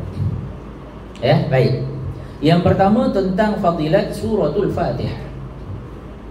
An Abi Sa'id Rafi' bin Al-Mu'alla radhiyallahu anhu qala li Rasulullah sallallahu alaihi wasallam ala u'allimuka a'zamu suratin fil Qur'an qabla an takhruja min al-masjid fa akhadha bi yadi falamma aradna an nakhruja qultu ya Rasulullah innaka qulta la u'allimannaka a'zamu suratin fil Qur'an qala alhamdulillahi rabbil alamin hiya as-sab'ul mathani wal Qur'anul 'azimul ladzi utitu. Hadis riwayat Bukhari. Dari Sa'id Al-Khudri radhiyallahu anhu, dia berkata, telah berkata kepadaku Rasulullah sallallahu alaihi wasallam, maukah kamu aku ajarkan sebesar-besar, sehebat-hebat surah dalam Quran sebelum kita keluar ke masjid? Sebelum kamu keluar daripada masjid, maka Nabi pun ambil tanganku.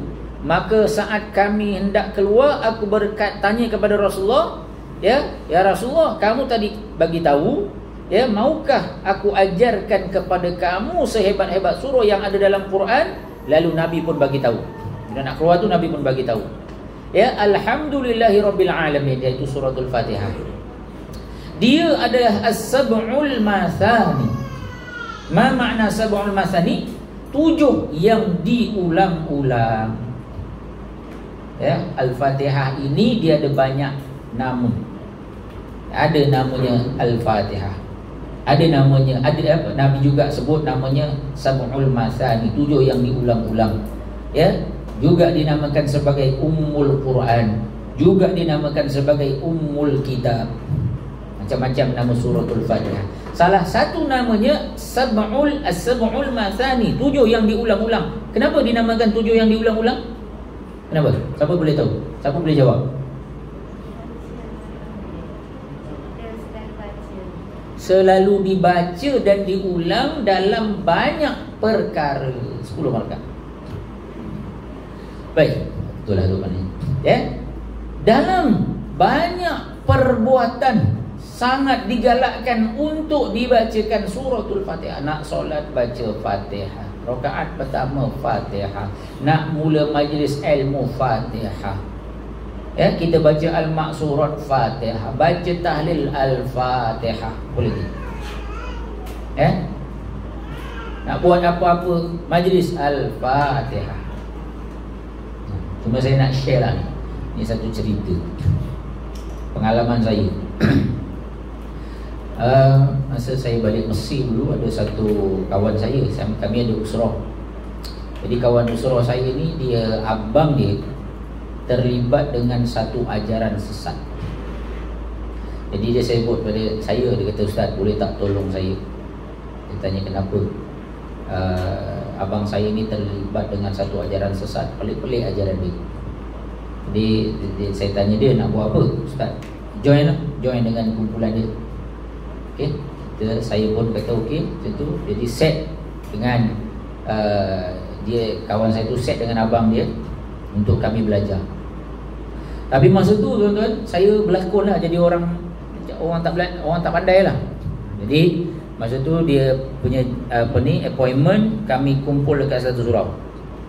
Ya, surau Darul Makmur dekat Jalan Durian tu, kalau siapa yang biasalah kat Meru.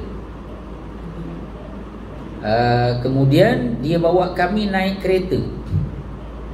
Ya, saya dengan kawan saya naik kereta. Yang peliknya, markas dia orang dekat Sungai Kapak Indah, tapi dia nak bawa kami dekat tempat tu. Dia pusing ke Bukit Kapal, masuk Kerayung, pergi Pekan Kapal, lepas tu pergi dekat Sungai Kapak Indah. Dia cakap, apa salah, jalan pendek ada, kau pergi jalan panjang je. Tak apalah. Sampai-sampai dekat Sungai Kapak Indah tu, dia ada rumah kedai. Ya, kalau tuan-tuan perasan daripada jalan kapal tu masuk Sungai Kapak Indah, nak pergi kat pusat latihan belia, ada satu simpang traffic light, tu ada rumah kedai kan, kat situlah rumah kedai tu. Sampai situ saya tengok ada beberapa orang lah, dan salah seorang tu, orang ni badan besar, tinggi, pakai baju t-shirt, pakai seluar jeans, lepas tu merokok. Lepas tu bila saya nampak tu, oh dia pun nak belajar kot. Itu dalam saya punya fikiran lah. Ya, lepas 15 minit, tiba-tiba orang yang merokok tu dia tanya, dah cukup lah? So abang kawan saya pun cakap, dah Ustaz, dah cukup lah.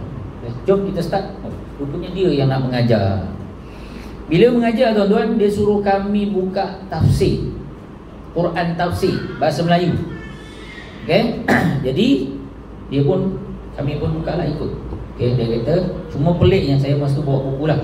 Peliknya, dia kata mula-mula bila nak mengaji tu, dia kata kita mulakan pengajian kita dengan Bismillahirrahmanirrahim. Saya pun catat lah Bismillahirrahmanirrahim, benda yang saya rasa tak betul. Kemudian dia pun syarah Quran. Tapi bila dia baca Quran tu, sepatah pun dia tak sebut yang Arab. Dan bila dia suruh kita buat bila dia berhujah dengan satu ayat Quran, contohnya ya, surah Al-Baqarah, dia tak sebut Al-Baqarah, dia kata tuan-tuan buka 2:15, maknanya surah kedua ayat 15. Dalam hati saya, ini macam buka Bible je. Tapi saya catat. Saya buat bodoh je masa tu. Kemudian dia dalam sejam lebih dia dah syarah. Akhirnya dia pun kata kita selesai. Bila selesai dia kata kita akhiri dengan Alhamdulillah. Dia tak ada surah kan, selalu kita kalau habis pengajian kita baca apa? Ya, tasbih kafarah dan suratul Nas. Jadi saya catat. Baik, lepas habis dia mengajar, dia pun buka soalan. Okey, ada soalan? Waktu tu soalan pertama saya tanya. Saya panggil lah dia ustaz, walaupun macam baru nak start. Saya kata, Ustaz, saya selalu belajar dekat masjid, dekat surau, untuk guru, ustaz-ustaz semua ajar. Kalau nak mulakan majlis ilmu, kita mulakan dengan suratul Fatihah. Tapi yang ni baca dengan bismillah. Kenapa ya? Saya sajalah tanya. Oh, dia pun dia pun jawablah. Dia kata, dia kata sesungguhnya Quran ini diturunkan, mula-mula ayat yang pertama adalah surah Iqra. Dan Allah menyebutkan, dia pun suruh buka lah, Iqra surah berapa ya? Surah Al-Alaq tu surah berapa? Katalah ya, surah yang ke 90 lah contohlah ya. Dia pun kata sila buka 91. Suruh buka surah Al-Alaq ayat pertama. Saya pun buka. Okay? Lalu dia kata apa? Dia pun suruh baca terjemahan. Bacalah Iqra. Dia tak sebut Iqra tu, dia kata bacalah dengan nama Tuhanmu. Dan nama Allah itu ada pada Bismillah, dengan nama Allah Ar-Rahman Ar-Rahim. Dan dia ada pada setiap ayat yang diturun, surah yang diturunkan oleh Allah. Itu hujah dia lah. Bila dia jawab macam tu, saya pun teringat, ya, ada satu surah dalam Al-Quran yang tidak ada Bismillah. Jadi saya pun sebut pada dia, tapi Ustaz, kalau itu hujahnya, yang saya belajar, ada satu surah dalam Quran yang tak ada Bismillah. Iya ke? Dia tanya. Dia dah terperangkap. Saya pun gunalah cara dia. Cuba tuan buka 61. Saya pun suruh dia buka. Dia pun bilik. Dia buka surah At-Taubah, tak ada Bismillah. Lepas tu dia pun Ustaz tak ada Bismillah ni. Lepas tu dia cakap apa? Saya rasa Quran ni salah cetak lah. Allahu Akbar. Inilah, rupa-rupanya bila selepas beberapa tahun Jabatan Agama Islam Negeri Selangor dan juga JAKIM telah mengisytiharkan bahawa ini adalah salah satu ajaran sesat yang beroperasi di Islam, iaitu Millah Abraham. Dia ajar Quran, orang tu tak reti pun, baca Quran pun tak reti, tapi nak tafsir guna otak dia, guna logik dia. Jadi kena berhati-hati. Baru IQ sikit tu dia dah terciduk. Belum banyak lagi lah yang saya IQ, saya catat semua. Dia ada 5 kelas tuan. Yang pertama Quran, yang kedua hadis, yang ketiga sirah, yang keempat bab jihad. Sampai bab jihad ni masuk yang kelima, dia suruh bayar. Siapa-siapa yang tak bayar yuran ahli berapa ratus ringgit lah, dia akan ancam lah, nanti ada yang accident, ada yang tapi saya dibenarkan masuk sampai kedua. Lepas ketiga aku diharamkan daripada masuk. Sebab macam-macam tanya, dia tak boleh jawab. Itu nak cerita ya. Hari dah tajuk.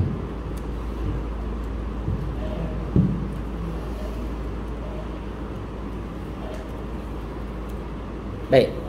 Jadi As-Sab'ul Masani, kenapa dinamakan sebagai As-Sab'ul Masani? Kerana Al-Fatihah itu adalah 7 yang diulang-ulang. Wal Qur'anul Azim alladhi utitu. Dan Quran yang Maha Agung Quran yang Maha Agung didatangkan dengannya, iaitu dengan Al-Fatihah. Fatihah ni maknanya pembukaan. Apa-apa kena buka dengan Al-Fatihah. Baik. Kemudian dalam Al-Ma'surah juga mengandungi ayatul kursi. Ada ayatul kursi. Dan ini juga salah satu di antara ayat-ayat yang agung, yang sangat agung. Daripada Ubay Abi Ka'ab radhiyallahu anhu qala, Rasulullah sallallahu alaihi wasallam berkata, ya Abul Munzir, wahai Abu Munzir, atadri ayu ayatin min kitabillah ma'aka a'zam? Tahu tak kamu? Kamu nak tahu tak apakah ayat yang ada dalam Al-Quran yang bersama-sama dengan kamu tu yang paling agung, yang paling hebat? Qala qultu. Lalu dia berkata, Abul Munzir berkata, qultu Allahu wa rasuluhu a'lam. Allah dan Rasulnya lebih mengetahui. Ini adab. Adab para sahabat dengan Rasulullah. Bila sahabat tak tahu, dia akan jawab Allah dan Rasulnya lebih mengetahui. Kita kalau belajar dengan guru macam tu, kalau kita tak tahu, guru kita tanya, kau tahu tak? Kita cakaplah, saya tak tahu. Cakap macam tu. Lalu Rasulullah SAW berkata, ya Abul Munzir, wahai Abul Munzir, atadri ayu ayatin min kitabillahi ma'aka a'zam? Nabi tanya lagi, kamu tahu tak apakah ayat yang ada dalam Quran yang ada dengan kamu tu yang paling hebat? Qala qultu Allahu la ilaha illa huwal hayy.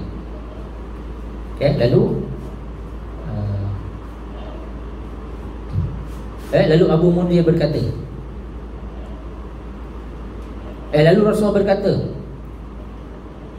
Abu Munzir berkata, Allahu la ilaha illa huwal hayyul qayyum. Qal, Abu Munzir menjawab, Allahu la ilaha illa huwal hayyul qayyum.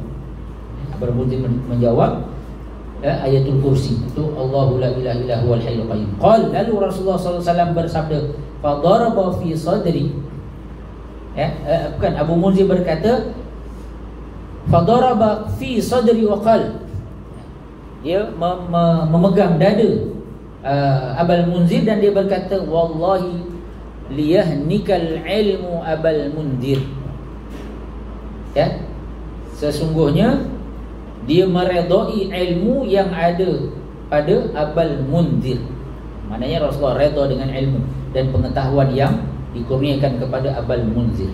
Maknanya Rasulullah redha dengan apa yang telah diberitahu oleh Abul Munzir. Maknanya nak bagi tahu bahawa ayat kursi itu adalah ayat yang sangat hebat, yang sangat agung.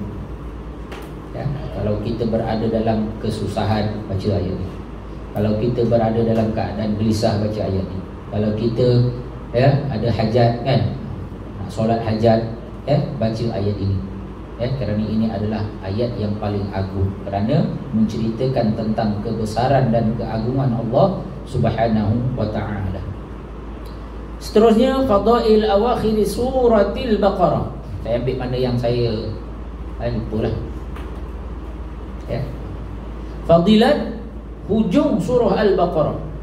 Qala Rasulullah sallallahu alaihi wasallam, "Inna Allah Ta'ala kataba kitaban qabla an yakhluqa as-samawati wal ard bi alfi 'amin wa huwa 'inda al-'arsy wa innahu anzala minhu ayatain khatama bihima suratul Baqarah wa la yaqra'ani fi dari thalathi layalin fayuqiru biha syaitan." Riwayat Tirmizi wa Nasa'i wal Hakim 'an Nu'man bin Bashir radhiyallahu anhuma wa sahahu Albani. Lama ada Albani pula kat sini. Tak apalah. Baik, Rasulullah sallallahu alaihi wasallam bersabda, sesungguhnya Allah Taala telah menulis satu kitab sebelum mencipta langit dan bumi. Bi alfi amin, selama 2000 tahun. Wa huwa 'indal 'arsy.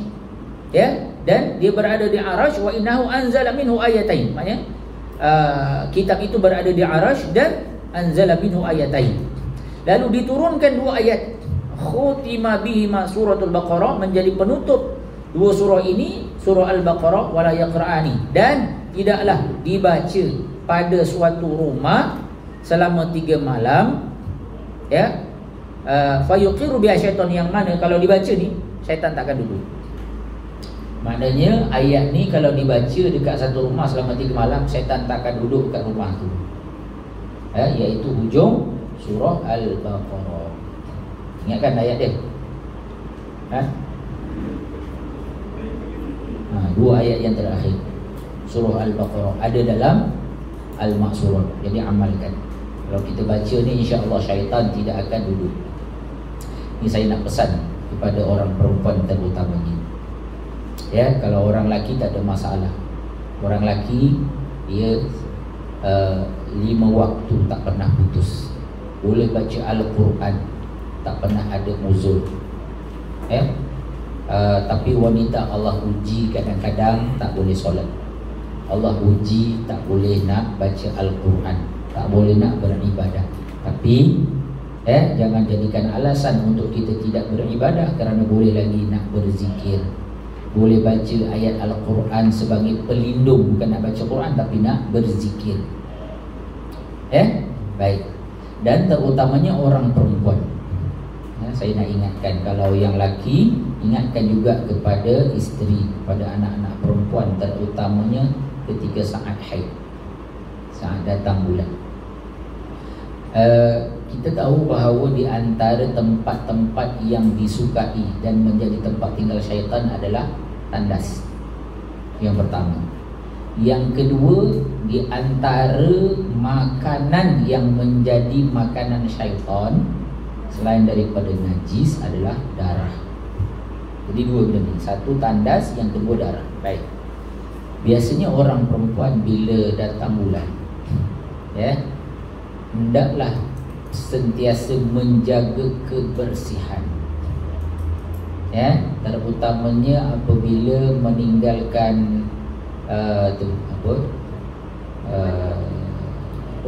yang selalu pakai untuk apa nama dia? Tuala wanita itulah. Jangan biarkan tuala wanita yang telah dipakai dalam keadaan penuh darah. Sebab apa? Darah satu makanan syaitan. Tinggalkan di tandas, tempat tinggal dia, rumah dia. Jadi cara yang terbaik macam mana? Bila kita nak tukar, basuh tuala tu sehingga hilang darahnya, kemudian masukkan dalam plastik, bungkus elok-elok. Kalau nak tinggal kat tandas tak apa, yang penting dah tak ada darah. Jangan dibiarkan semalaman. Kerana apa? Dia akan menjadi makanan jin.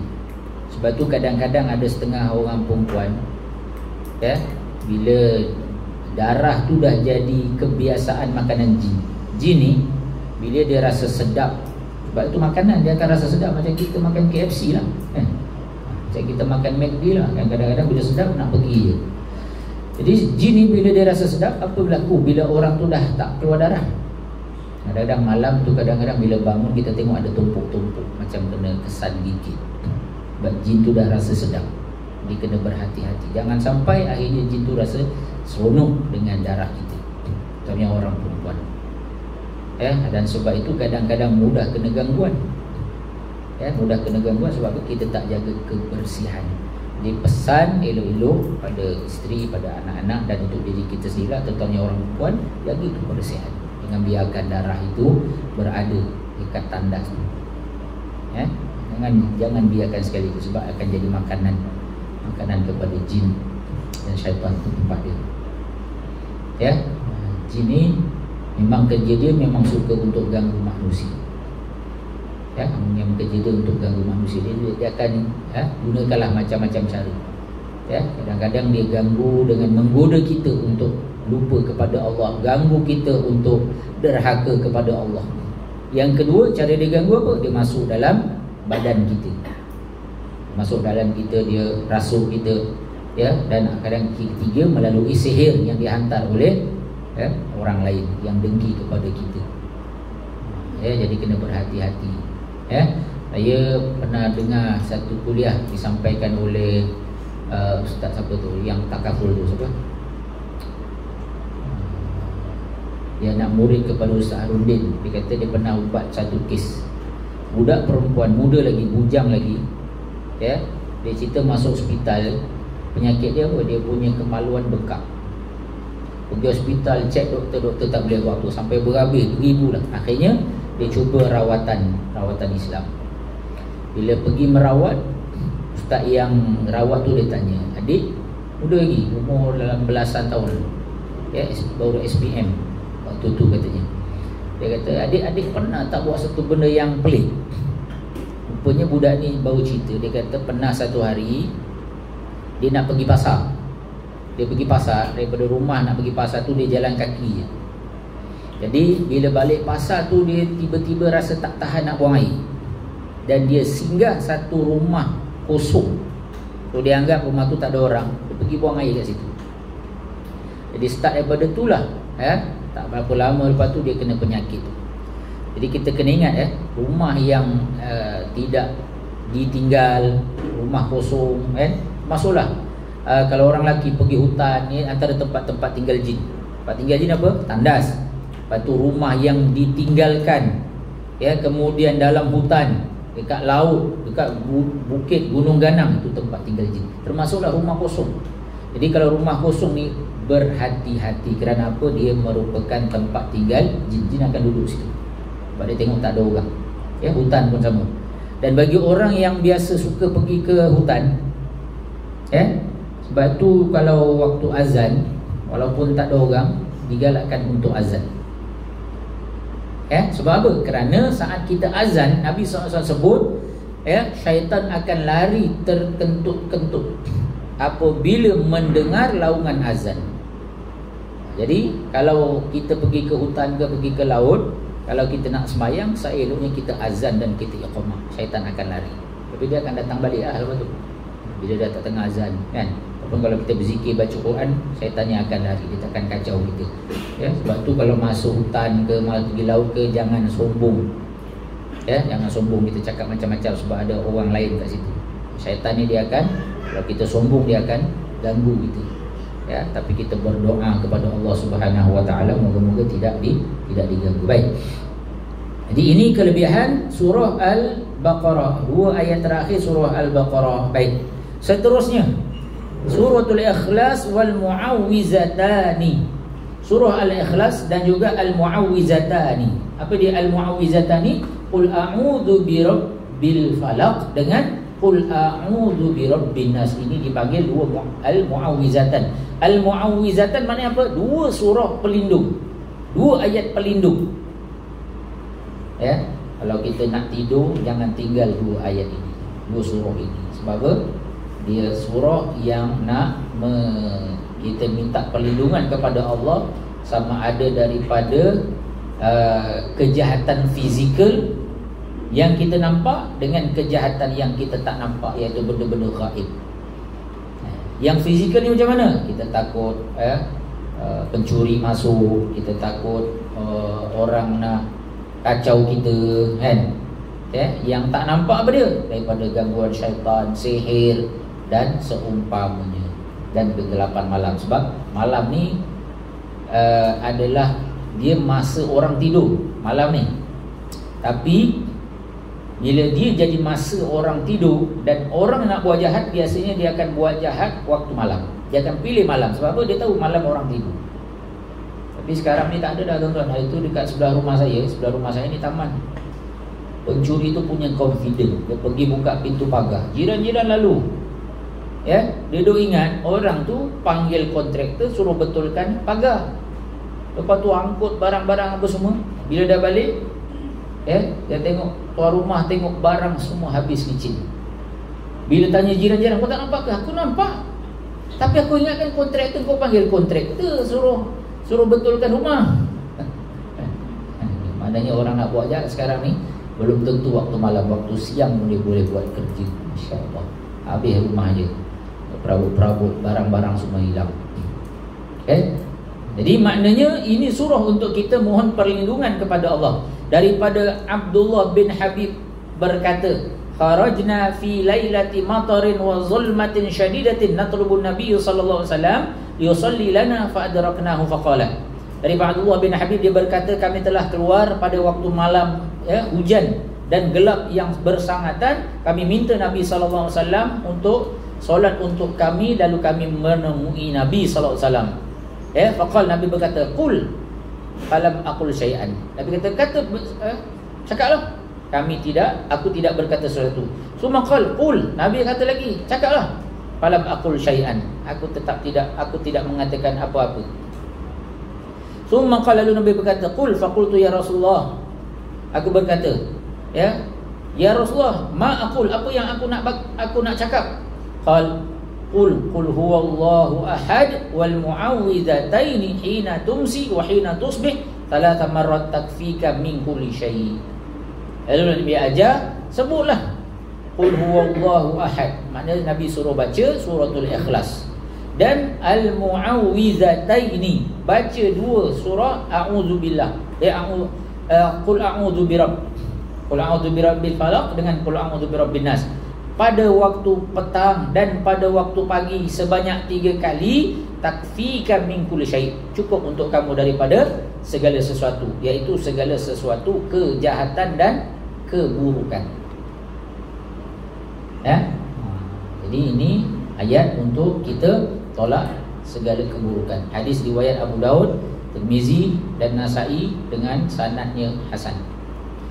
Baik, ini fadilat zikir pagi dan petang yang selalu kita baca. Asbahna wa asbahal mulku lillahi walhamdulillahi la syarikalah, la ilaha illa huwa wa ilaihi nusyur.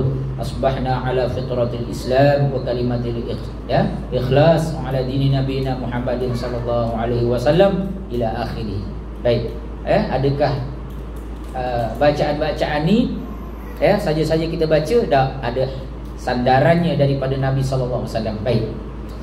Daripada Abdullah bin Abdurrahman bin Abzi an abihi, daripada bapanya radhiyallahu anhu, bahawa Nabi sallallahu alaihi wasallam bersabda, idza asbaha wa amsa, apabila berpagi-pagi dan berpetang, asbahna, kami berpagi-pagi ala fitratil Islam, dengan fitrah Islam, wa ala kalimatil ikhlas, dan dengan kalimah ikhlas, wa ala dini nabiyina, dan dengan kami berpagi-pagi dan berpetang dengan agama Nabi kami Muhammad sallallahu alaihi wasallam dan agama abina, bapa kami Ibrahim, hanifah, yang mulia, musliman, sebagai seorang muslim, wa makana minal musyrikin.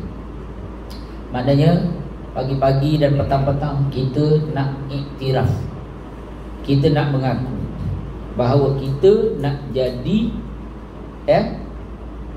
berpegang dengan fitrah Islam, berpegang dengan kalimah ikhlas, berpegang dengan agama Nabi kita Muhammad sallallahu alaihi wasallam, iaitu Islam, dan juga dalam masa yang sama agama Nabi kita Ibrahim, iaitu agama Al-Hanif, juga agama Islam. Tak ada beza pun agama nabi-nabi yang terdahulu, daripada Nabi Adam alaihissalam sampailah Nabi Muhammad sallallahu alaihi wasallam, semua membawa agama yang sama, iaitu Al-Islam. Cuma syariat je beza-beza. Dan kita nak mengaku bahawa kita tak nak jadi orang yang mensyirikkan Allah Subhanahu wa ta'ala.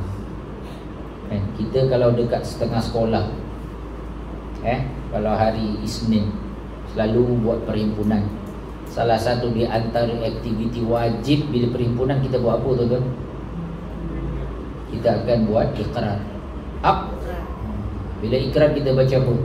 Saya bahawasanya mengaku begini. Sebenarnya saat kita membaca al-maksurat, kita membaca zikir pagi dan petang, samalah seolah-olah kita sedang berikrar. Cuma tak adalah bila kita baca maksurat bid'ah apa pula ustaz ni, baca maksurat tiba-tiba suruh tak perlu. Tapi samalah sebenarnya. Saat kita mengaku asbahna wa asbahal mulku, kami berpagi dan kami berpetang dalam keadaan fitrah Islam, dengan kalimah ikhlas, dengan agama Nabi Muhammad sallallahu alaihi wasallam, agama Nabi Ibrahim, kami ni adalah orang Islam dan kami tak nak jadi orang yang musyrikan Allah. Tu ikrarlah tu tuan-tuan. Sebenarnya kita mengaku aku nak jadi beramal dengan fitrah Islam. Hadis riwayat Imam Ahmad dan dalam musnadnya dengan sanad yang sahih. Baik, daripada Abdullah bin Ghanam radhiyallahu anhu anna Rasulullah SAW bersabda, man qala hina yusbih, siapa-siapa yang berkata pada waktu subuh, Allahumma ma asbaha bi min ni'matin aw bi ahadin min khalqik faminka wahdaka la syarika lak falakal hamdu wa lakal syukr faqad adda syukru yaumihi wa man qala dhalika hina yumsi faqad adda syukri lailati. Apa makna dia? Nabi SAW berkata, siapa yang pada waktu subuh berkata ataupun mengucapkan Allahumma ma asbahabi min ni'mah, wahai Tuhan kami, tidaklah berpagi-pagi melainkan kami bersama dengan nikmat ataupun dengan salah satu daripada ciptaan kamu, faminka wahdak, semuanya daripada engkau, wahdaka la syarika lak, engkaulah yang esa dan tidak ada sekutu, falakal hamdu, maka bagimulah pujian, walaka syukr, bagimulah segala kesyukuran. Maka siapa yang mengucapkan perkataan ini, sesungguhnya dia telah melaksanakan kesyukuran untuk hari tersebut. Kita dah ikrar dah pagi-pagi, ya Allah, pagi ini aku berpagi-pagi dengan nikmat engkau, dengan salah satu di antara ciptaan ataupun mana-mana ciptaan engkau, daripada engkau lah, wahdaka la syarika lak, tidak ada sekutu bagi engkau. Jadi sebut ni makna pagi-pagi itu kita dah tunaikan syukur kita kepada Allah. Maknanya apa? Sebab apa?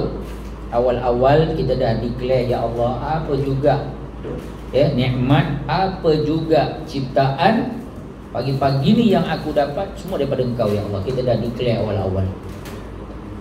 Bukan time nak makan baru Allahumma barik lana. Itu kita kan. Nak makan baru nak syukur pada Allah. Kadang-kadang dah makan pun belum tentu lagi nak bersyukur. Dah 4 pinggan dah sedawa, belum lagi nak alhamdulillah. Nampak teruk tak gitu. Jadi saat kita membaca al-maksurat, pagi itu bila kita sebut bacaan zikir ni, kita dah declare awal-awal, ya Allah, apa juga nikmat, semua daripada engkau, tidak ada sekutu bagi engkau. Dah lah kita bersyukur pada Allah, kita declare tak ada sekutu bagi Allah. Maknanya kita tak anggap rezeki yang kita dapat ni daripada toke kita. Kita tak anggap rezeki yang kita dapat ini daripada customer kita. Kita tak anggap gaji yang kita dapat ini daripada company kita. Tak. Kita declare semuanya daripada siapa? Daripada Allah Subhanahu wa ta'ala. Boleh lagi ke ni? Berapa ni nak habis ni? Sampai ke 12 boleh ni? Panjang sangat ni. Saya pun dah tak ada point ni. Baik. Okey, daripada Ghanam, daripada Uthman bin Affan radhiyallahu anhu qala Rasulullah sallallahu alaihi wasallam, ma min 'abdin yaqulu fi sabah kull yawmin wa masa'in kull yawm. Rasulullah SAW bersabda, tidak ada seorang hamba pun yang berkata pada pagi setiap hari dan petang setiap hari, bismillahilladzi la yadurru ma'asmi syai'un fil ardi wala fis sama'i wa huwas samiul alim, 3 marrat fayadurru syai', rawahu Tirmizi wa qala haditsun hasanun sahih. Ini doa ni tuan-tuan. Tuan-tuan kalau nak buat apa bacalah. Tuan-tuan naik motor, kalau baca insya-Allah selamat. Tuan-tuan naik kenderaan, baca insya-Allah selamat. Tapi janganlah drive laju-laju. Aku dah baca doa ni insya-Allah 200 km 1 jam. Maknanya kita dalam keadaan berhati-hati, insya-Allah kita takkan dapat musibah. Ya. Bismillahilladzi la yadurru ma'asmihi syai'un fil ardi wala fis samai wa huwas samiul alim. Dengan nama Allah yang tidak ada mudarat dengan namanya sesuatu pun, sama ada di bumi ataupun di langit, dan dia maha mendengar lagi maha mengetahui. Baca 3 kali. Saya dulu masa zaman-zaman muda naik motor, ya, naik pergi mana mesti baca, tak putus baca. Sebab apa? Takut naik motor sekarang ni tuan-tuan. Sekarang ni saya dah tak berani naik motor. Umur dah 45 tahun dah. Sekarang saya naik kereta je. Sebab apa? Dulu sebelum saya pergi Mesir, sebelum saya jadi pegawai, saya naik motor. Dulu muda, saya masa tu umur baru 30 lebih. Balik sini umur saya dah masuk 40. Saya try naik motor, ngantuk tu. Naik motor boleh ngantuk. Saya takut naik motor. Sebab tu saya tak berani. Bukan tak berani naik motor, takut ngantuk. Saya biasanya paling mengantuk bila balik kerja. Lagi bulan Ramadan. Kalau bukan bulan Ramadan boleh lagi isap gula-gula. Takkan bulan Ramadan nak isap gula-gula juga. Jadi tak boleh. Naik kereta pun kadang-kadang ngantuk sangat. Jadi sebab tu saya tak berani naik motor. Jadi saya naik kereta je lah. Tapi doa ini untuk perlindungan kita kepada Allah Subhanahu, mohon perlindungan kepada Allah Subhanahu wa taala daripada ditimpa sebarang musibah. Baca. Dan doa ini ada dalam Al-Maqsurat. Jadi bila kita baca Maqsurat, insya-Allah dah terbaca dah doa ni. Tapi tak menghalang kalau kita nak buat sesuatu, baca lagi. Kalau kita takut, kalau kita diancam, kalau kita dalam keadaan risau, baca doa ni, insya-Allah kita akan dilindungi oleh Allah Subhanahu wa taala. Baik, tabi' min fadail adhkar sabah wal masah. Tambah lagi daripada Thauban khadimun Nabi sallallahu alaihi wasallam, khadam Nabi sallallahu alaihi wasallam, Rasulullah sallallahu alaihi wasallam bersabda, "Ma min 'abdin muslimin yaqulu hina yusbihu wa hina yumsi thalatha marrat raditu billahi rabba wa bil islami dina wa bi Muhammadin sallallahu alaihi wasallam nabiyyan illa kana haqqan 'ala Allah ay yurdihi yaumal qiyamah." Masya-Allah. Siapa yang tidak ada seorang hamba dari kalangan muslim yang berkata ataupun yang membaca pada waktu pagi, wahina yumsi pada waktu petang, salasa marrat 3 kali. Apa dia? Raditu billahi rabba, aku redha dengan Allah sebagai Tuhan dan Islam sebagai agama dan Nabi Muhammad SAW sebagai nabi, melainkan berhak ke atas Allah untuk meredainya pada hari kiamat. Tapi bukan baca sajalah, baca dan kita hayati serta kita beramal. Mari kita, bagi kita ni cukuplah. Kita ni ada Allah, kita ni dah ada, kita ni sebagai seorang muslim, dan kita ni mengakui Nabi Muhammad itu sebagai Rasul, kita rasa cukup dah 3 benda ni. Allah akan redha dengan kita nanti pada hari kiamat. Maknanya kita berhak untuk mendapat syurga Allah Subhanahu wa taala. Daripada Abi Hurairah radhiyallahu anhu qala, Nabi sallallahu alaihi wasallam bersabda, "Man qala idza amsa," siapa yang berkata pada waktu petang 3 kali, "A'udzu bikalimatillah," aku berlindung dengan kalimah Allah, at-tamah yang sempurna, "min syarri ma khalaq," daripada segala keburukan makhluk, "lam tadurru himmatu tilkal lailah," tidak akan menimpa mudarat pada waktu malam.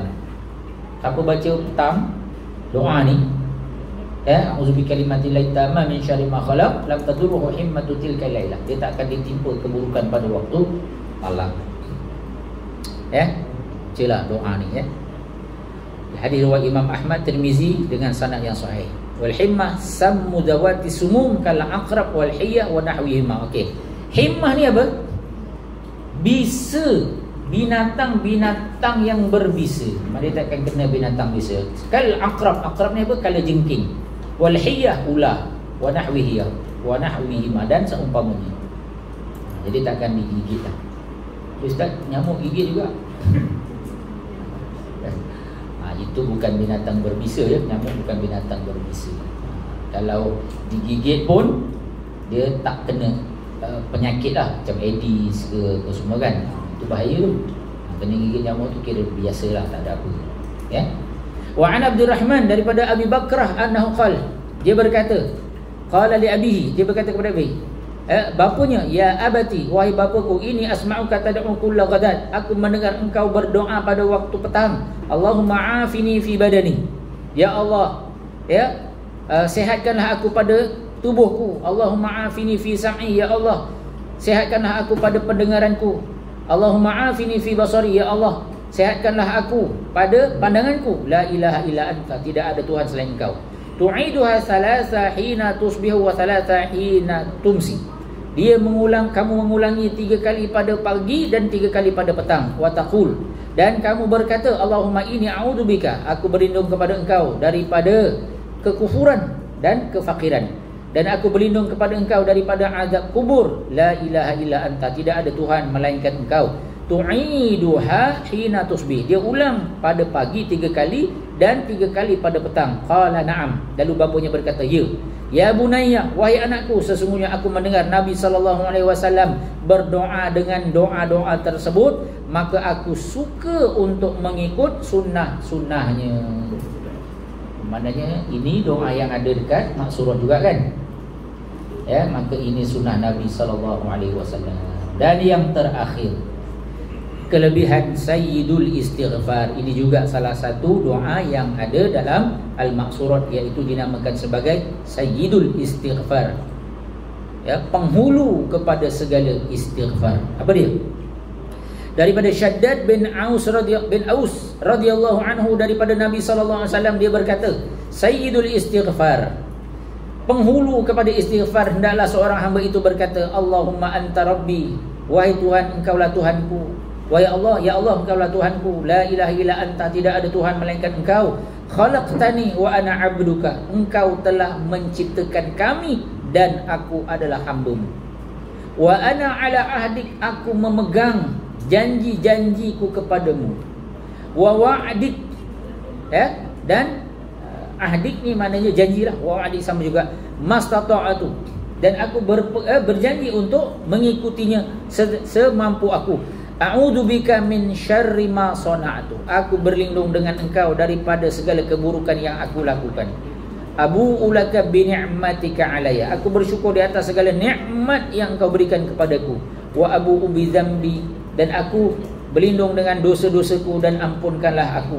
Fa innahu la yaghfiru dzunuba illa anta, tidak ada yang mampu mengampunkan dosa melainkan engkau. Man qalaha, ni siapa yang menyebutkan doa ini minan nahar, pada waktu siang, mukinan biha, dalam keadaan yakin sungguh-sungguh.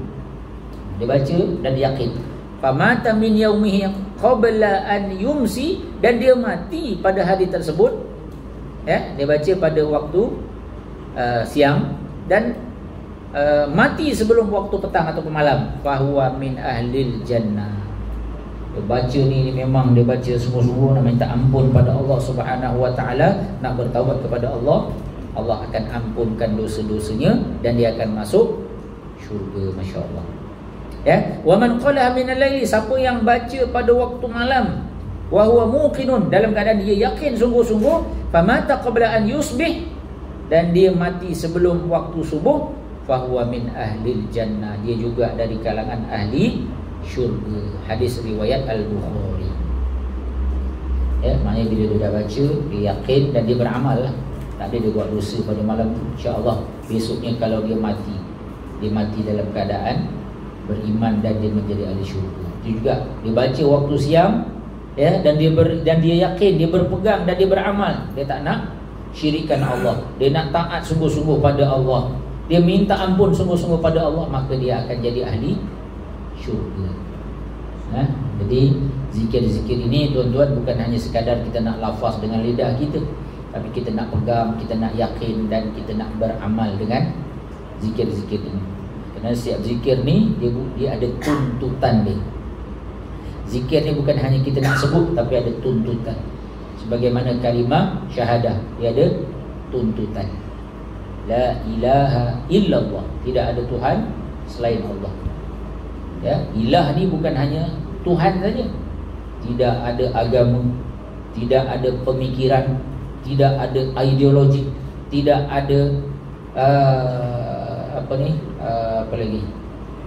Pemikiran, ya, tidak ada kehidupan, cara hidup. illallah, melainkan yang datang daripada Allah, melainkan yang disyariat pada Allah. Ya, oleh Allah Subhanahu wa taala. Kita tolak semua pemikiran, tolak semua agama, tolak semua ajaran, tolak semua cara hidup yang bukan daripada Islam. Illallah, melainkan kita nak beramal yang hanya datang daripada Allah Subhanahu wa taala. Jadi bila kita dah mengaku, kena buatlah sungguh-sungguh. Jangan mengaku la ilaha illallah tapi pemikiran cara orang barat, ideologi barat, perjuangan kita dengan perjuangan orang-orang yang benci kepada Islam. Orang itu telah menafikan kalimah syahadah yang dia ucapkan sendiri. Ya, sebab itu syahadah ni dia kena ada dulu. La ilaha illallah Muhammadur Rasulullah. Ya, orang yang nak ucap dua kalimah syahadah, dia tak boleh hanya ambil la ilaha illallah sahaja. Kenapa? Kenapa kena ada Muhammadur Rasulullah? Ya, kerana saat la ilaha illallah itu disebut sebagai takrirun ilahiyun. Ya, penegasan kita bahawa segala dasar, segala manhaj, segala ajaran yang kita nak pegang mesti datang daripada Allah. Tapi macam mana kita nak laksanakan manhaj agama yang datang daripada Allah? Maka kena didatangkan dengan takrir yang kedua, Muhammadur Rasulullah. Nak amal benda yang datang daripada Allah tu macam mana? Tengok Nabi. Macam mana kita nak beramal dengan Allah, apa yang Allah turunkan, sedangkan kita tak terima. Bukan kita yang terima Quran, bukan kita yang terima wahyu. Maka nak beramal dengan Islam yang Allah turunkan, kena tengok Nabi. Sebab tu tak sah orang yang golongan anti hadis, yang hanya mengakui la ilaha illallah. Dia mengaku Quran tu boleh diterima sebab dia daripada Allah, Tuhan yang sempurna. Tapi saat dia menolak Muhammadur Rasulullah, maka sebenarnya dia telah menafikan benda yang juga datang daripada Allah. Kerana Allah lah yang suruh untuk kita beramal dengan Islam berdasarkan kepada apa yang Nabi SAW ajar kepada kita. Itu takrir. Jadi kena laksanakan sebagaimana hadis Nabi SAW. Islam ni nak tengok kena daripada ajaran Nabi SAW. Wallahu a'lam bishawab. Cukuplah yang dapat saya sampaikan untuk hari ini. Moga-moga dapat mencapai matlamat dan objektif yang tuan-tuan kedaki, yang pihak penganjur tetapkan. Saya mohon ampun dan maaf di atas segala kekurangan dan kelemahan. Baik itu daripada Allah, yang kurang dan lemah itu daripada diri saya sendiri. Aqulu qawli hadza wa astaghfirullahal azim li wa lakum. Wassalamualaikum warahmatullahi wabarakatuh. Saya serahkan kepada saudara pengurusi. Alhamdulillah, telah selesai majlis ilmu kita yang bertajuk Daurah Maksurat yang disampaikan oleh Ustaz Muhammad Farid sebentar tadi. Okey, jadi kita akan rehat sehingga pukul 12.05. Okey, nanti